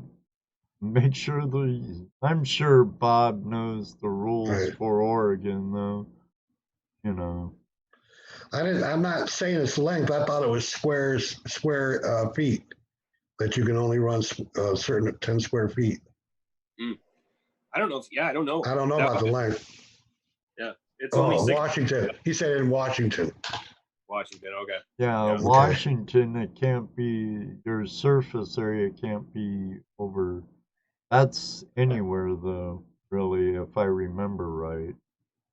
We got a limit here. No, we only Okay. have a dredge nozzle size Okay. limit. You could use a 5 or a 6-inch dredge though, but then you deal with Army Corps of Engineers, Right. and then it becomes in-stream aggregate mining, and so you have to deal with the DNR more, Army Corps of Engineers, and then that's when the BS starts. Where right now, if we have egress and if we have permission to get on and off the river, we could suck it up all day. Oh man. But we don't have the habitat that some places have. No, we just have marshlands. Well, up in your neck of the woods, yeah. Nathan just asked to all of us, what is your top bucket list location to go gold mining? Same place I always wanted to go to surf when I was a beach bum.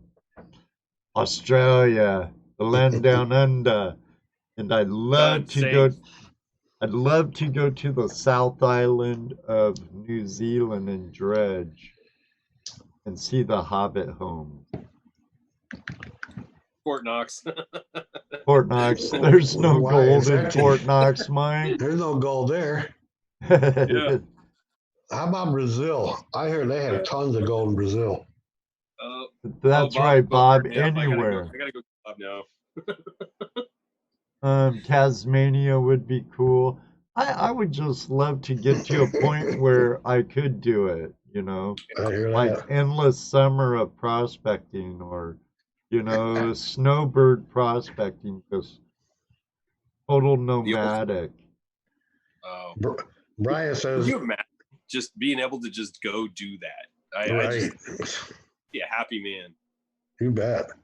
You see what Brian said? Brian says his top place is Utah. The Utah Mormon Bolt, and Mr. Lodak said, David B. at the nice one, Bob, Vatican. David. There you go. The Oh, Vatican's treasury enough to sway world economics. Yep, no gold main. Might as well go to Utah. Yeah. You silly I think guys. anywhere you get to kind of travel and you get to see those different locations. Oh, I mean, heck even yeah. Bedrock even looked different to me when I was in Canada. Like I was like, no, that bedrock, it just doesn't look like my kind of bedrock. You kind of see the different. Well, from what the videos I've seen from like Top Cat and Jerry from Motherlode Prospecting and Adam from Gold Rush, their bedrock is really cool looking bedrock. Yeah. The bedrock here is different. It's more like a slate. Yeah, Alabama's even different down there. Their bedrock's like, I don't know, flaky stuff like pyrite, just layers of pyrite, and garnets. Yeah, and like up in Garnet's- Washington, we had schist and we had hematite seams and a lot of shale schist and stuff like that. A lot of garnets in places. Yeah. Some granite.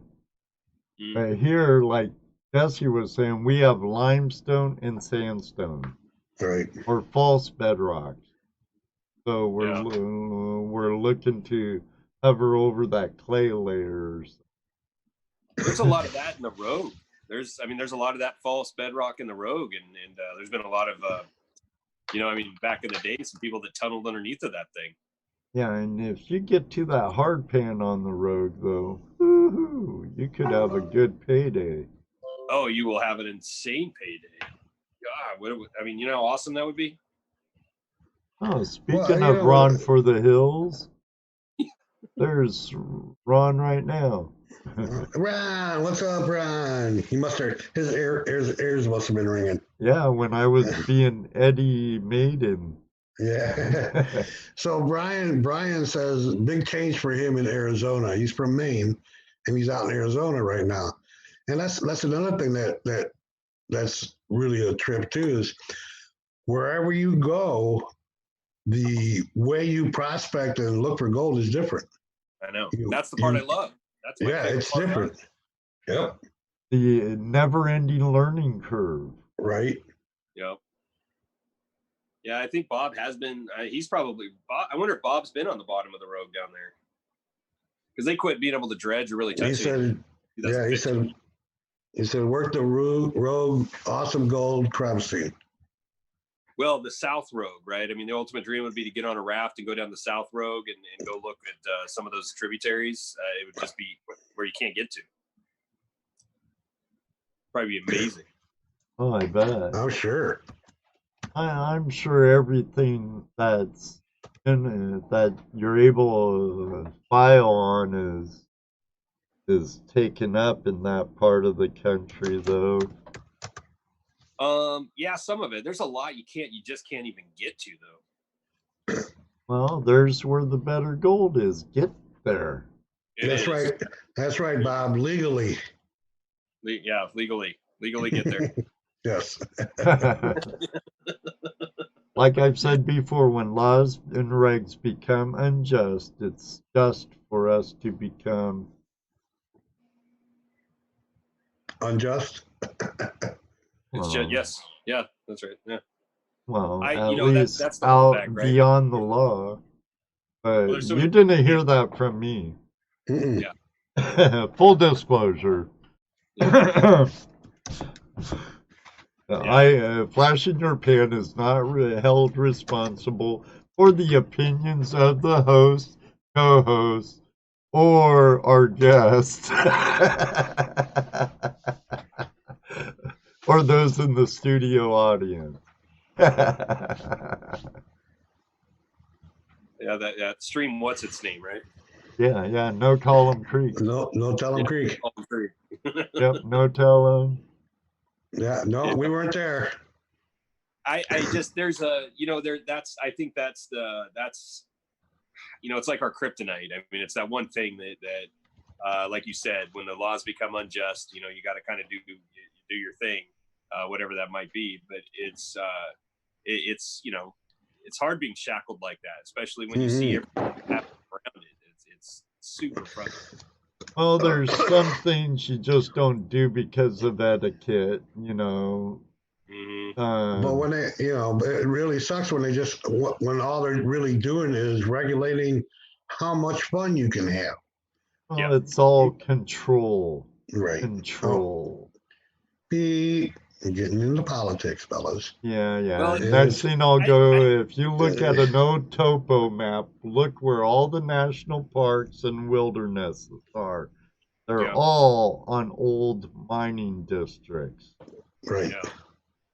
I was talking to Nathan. He's the Amigos gold painting you see on here, and he's up out of Canada. And I was talking to him, I want to say a couple weeks ago, and he's got his part of his goal for 2020. I know we were kind of talking about that, but really a big portion of his is the reclamation, putting the stuff back when you're done, refilling what's happening, and trying to teach everybody that he's teaching to do that.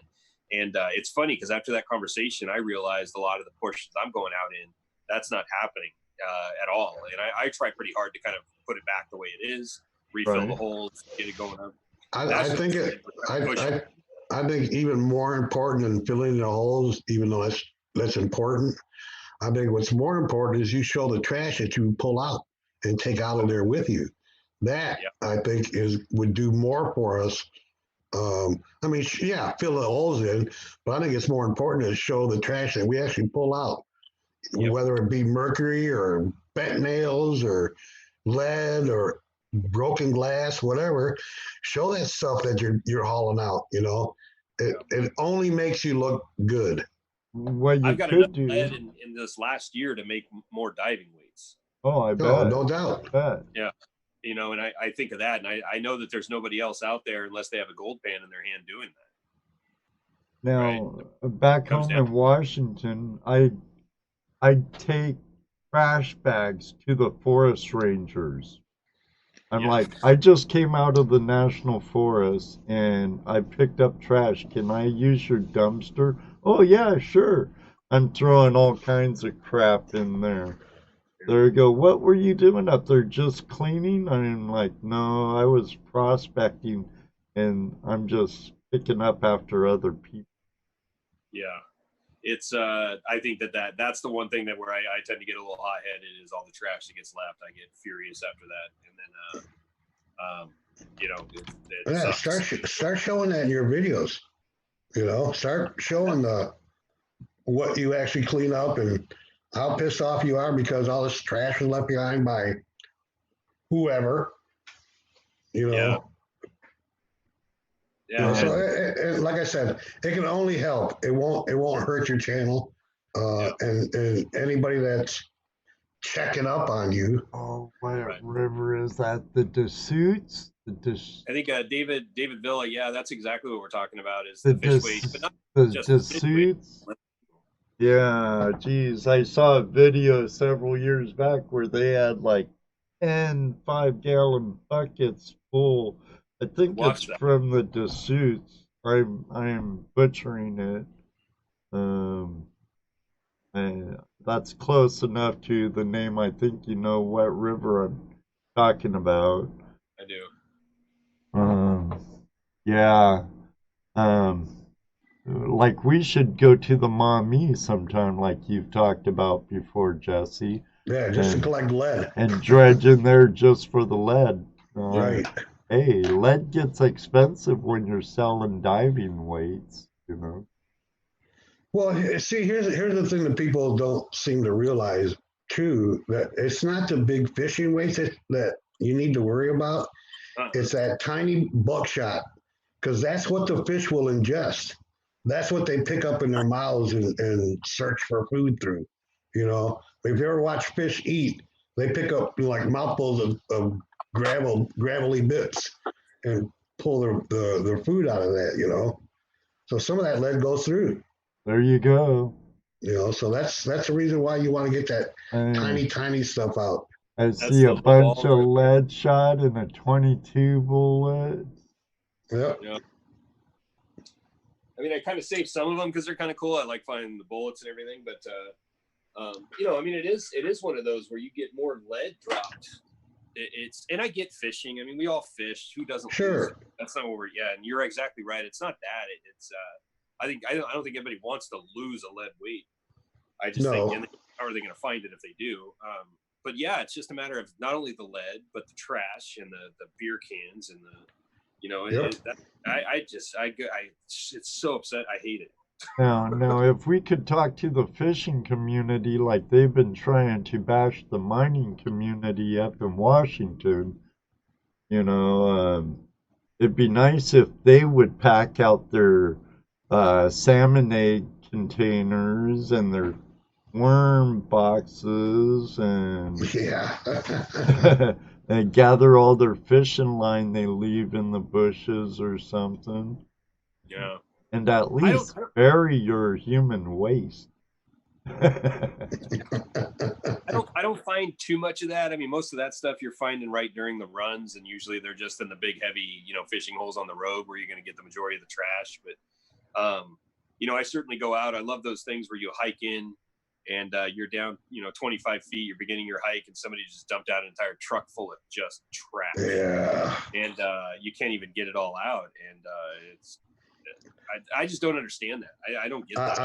On their way to an environmental event. Well, well, there's this one campsite up Canyon Creek in Southwest Washington where I did a lot of cleaning up. There was this really friendly hippie couple in a really nice campsite. But after they left, I think I took 8 bags of trash, 2 broken lawn chairs, and what was the worst was cleaning the diapers out of the campfire hearth. Disgusting. Diapers do not burn, people. Did we have that discussion once before about Yes. people burning their trash at a campsite? Yes. Don't. Yeah. I mean, burn your paper and your cardboard, sure, but don't throw your cans and your bottles in there because they don't burn up. They just melt and they stay there. Yeah. And then people Someone's gotta clean them move up. the campfire hearth to a different location because they don't like where it's at. Then you have 2 campfires full of crap. yeah. You know what, Jess, you're totally right though. I'm going to start showing that. I Definitely really show it, man. Yeah, I will. Just show that you're upset about it. Show that you care about what you're doing, how you leave, the area when you go. Yeah. It's important because, I mean, we already get a bad rap, because people think we're destroying the earth because we're digging holes. I think you're. Yeah.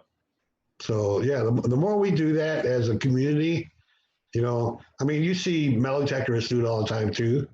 They show you all the junk they bring out, and we should do the same. Anybody that's into treasure hunting of any kind. I agree. I think it's a great idea. I think we should all almost kind of grab onto that a little bit. Even Just if a we all little bit. You don't have to go full blown on it. I mean, you don't have to do a whole video, but if it's in all your videos, just a little bit of what you picked up. Well, this is the trash I picked up today, and then move along.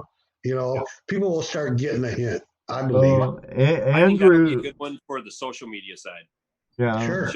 Show that's where that will be a winner at. I mean, maybe a little bit on the videos, but just social media. Look how much trash we pulled out. I think that's where that'll be a winner at. Sure, absolutely. you all know. I'm What's that? sorry. You all know Andrew from Adventure Gold in Australia, don't you? I do. Yeah. Well, yeah. He hasn't put up a video in a long time, has he? He works in mines, so he's really busy, probably as it is. But Andrew, every year for the last several years, he had a contest of his viewers about trash they bring home. Show your trash. Like Jason from Fire Gold Wizard, get the lead out, right, Jason? That was a good run that he did on the Get the Lead Out challenge. Yeah. And then you got guys like what's his name from Prospect with a Purpose. What? Yeah. Ventures with Purpose. Right. Yeah. Jared. I mean, and that's all he does. He goes around cleaning up. Yeah. It was great meeting him in Portland when I was back there in October. But that cleanup is just part of what he's looking for. He finds what he's looking for, but he takes that trash with him and he does what he does. So yeah, that's something we all, if you're gonna do videos and you do cleanup like that, show it, put it on your video. Like I said, it ain't gonna hurt. It's only gonna make it better for you. I think you're right, dude. I mean, I never really thought to show it other than talk about it, and it's not like you get it all the time, but when you do, it's kind of just, it sucks. Right. Yeah, it does. I mean, I don't want to get real political, but look at the Second Amendment event they had in Virginia last week or the week before. Yeah. They had all them people out there. Do you know that there was a group of people walking around through there cleaning up all the trash in the city as they were doing the event? Yeah. And you contrast that with the environmentalist events, and you go see what they leave behind. You're going, what the hell? You made a bigger mess than what you just were crying about, you know? So, yeah. Wish Gold Rush showed their reclamation. That's true, Terry. I wish they did too. That's the one thing I hate about that show. I just said, so does Jesse, Terry. I see that. Yeah, they did. Dave did one show where he showed how they reclaimed their site afterwards, and they explained how it was done. It's really cool. You know, I found it really interesting. I'm sure some people didn't, but I did because, you know, I know the reality of that too. Yeah. And let's face it, there ain't nothing we can do that Mother Earth can't just come back behind us and tear it all up and like we were never there. Yeah. You know, well, so. I think the large scale stuff, I mean, the reclamation laws are in place, right? I think Right. you and I You're bonded. Right. Yeah, I mean that's where it's probably better. The smaller scale stuff, though, the weekend warriors like ourselves or whatever, that's where it's Well, see, now, like, it just like on our the Buckeye chapter, now they've been there for what, 20 years, Ed? More than that, because it was the 20th anniversary, I believe, of just Gold Rush days last year. And okay, so that we go there, we dig holes, but we don't fill them in. And that's been requested. Right. The reason is because the trout fishermen who we allow to come into our lease area love it because it gives the trout places to hide and gives the fishermen a target, you know. And then let's face it, by next spring, it's all gone, leveled out, and ready to go again. Yeah. You know? It's one thing if you're a big company coming in, dredging out of Oak Creek or digging a 200-foot pit, you know, reclaim that for sure. Yeah. You know, I know that some people are real touchy about filling in their holes and stuff, and really believe that it's a must. But like I said, there ain't nothing you're gonna do that Mother Nature can't fix or destroy. Oh, so I'm gonna grab my cord, my phone real quick because that's gonna die. Okay, well, we're about ready. We're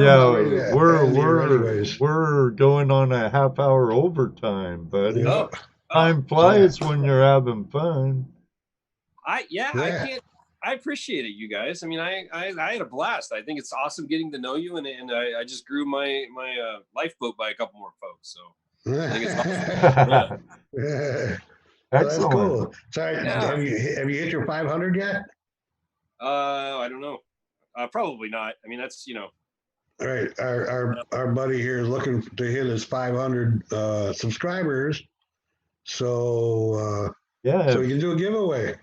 Yeah, a pretty cool giveaway. Let's talk about that a little bit before you go. Yeah, tell us about it. I'm doing and I wanted to just kind of more of a thank you for, you know, the people that are subscribed to it. So I've got the, you know, the gram of gold. Can't really see it that well, but 802 South. 1361 Oak.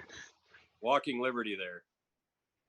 So that'll be going up too. So the silver's always good. Gold's always good. Gold and silver. No, Brian. Go subscribe to his channel if you want some of that. Mr. Lodak just put a link over to OG Prospecting. Oh, nice. Thank you. Yeah. Let's get him it's growing right at the pace. I mean, I'm loving it right now, and I've got. No, Mike, we're not I think you were pretty close last time I looked. Yeah, I think you were pretty close last time. 469, getting there. 69. Okay, getting there. Yeah. Cool. Hey, It's Bigfoot prospecting. Better late than never. We're getting close to wrapping her up for the night. Since we're 3 hours ahead of you. man, I can't believe it. This time flew by. Yeah, it's Oh, it I, my flies. goal Jesus, is dude. 500 for a year. I mean, I just wanted to try to see if I could do it within a year, and I'm almost at a year for the channel, February 24th. So that was kind of my goal. Hey, Well, I hope you get there and beyond, buddy. Yeah, I'm just, this is what makes it, right. It's not that number. It's all of this, and right. I can't. It really does mean everything to me. It really does. The numbers are cool and all. You got that a lot of subscribers, and that's cool and all. But really, it's this part, the connection that you actually make with other people. Yeah. I know, and I know you're not going to connect with everybody that subscribes to you, and they know that too, I'm sure. But still, the ones that you do connect with, you can make a lifelong relationship with them. Friendship. Have friends everywhere, all over the globe. Then I've got Heck yeah, enough to travel. Yeah. heck yeah.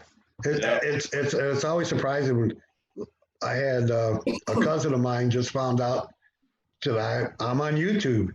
What? You're on YouTube? Oh yeah.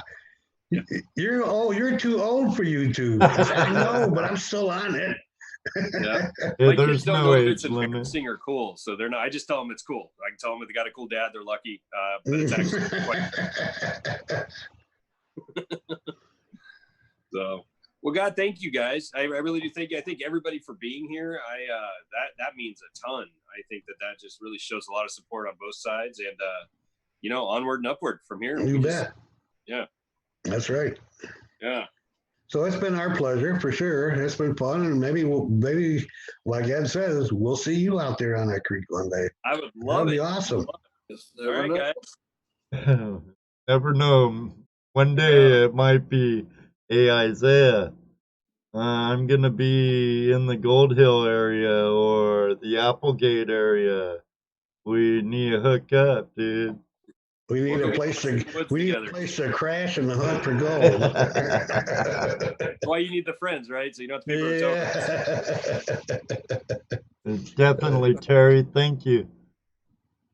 Pardon me. Well, thank you, guys. No, thank you. Hey, it was It's a been a pleasure. You can hold on a minute if you would. Yep. So after we wrap up, YouTubers and friends, the Flash fam, thank you very much. If you're new to the channel as of lately, welcome aboard the Flash fam. All you regulars, you know I love you. Like brothers, sisters of another mother.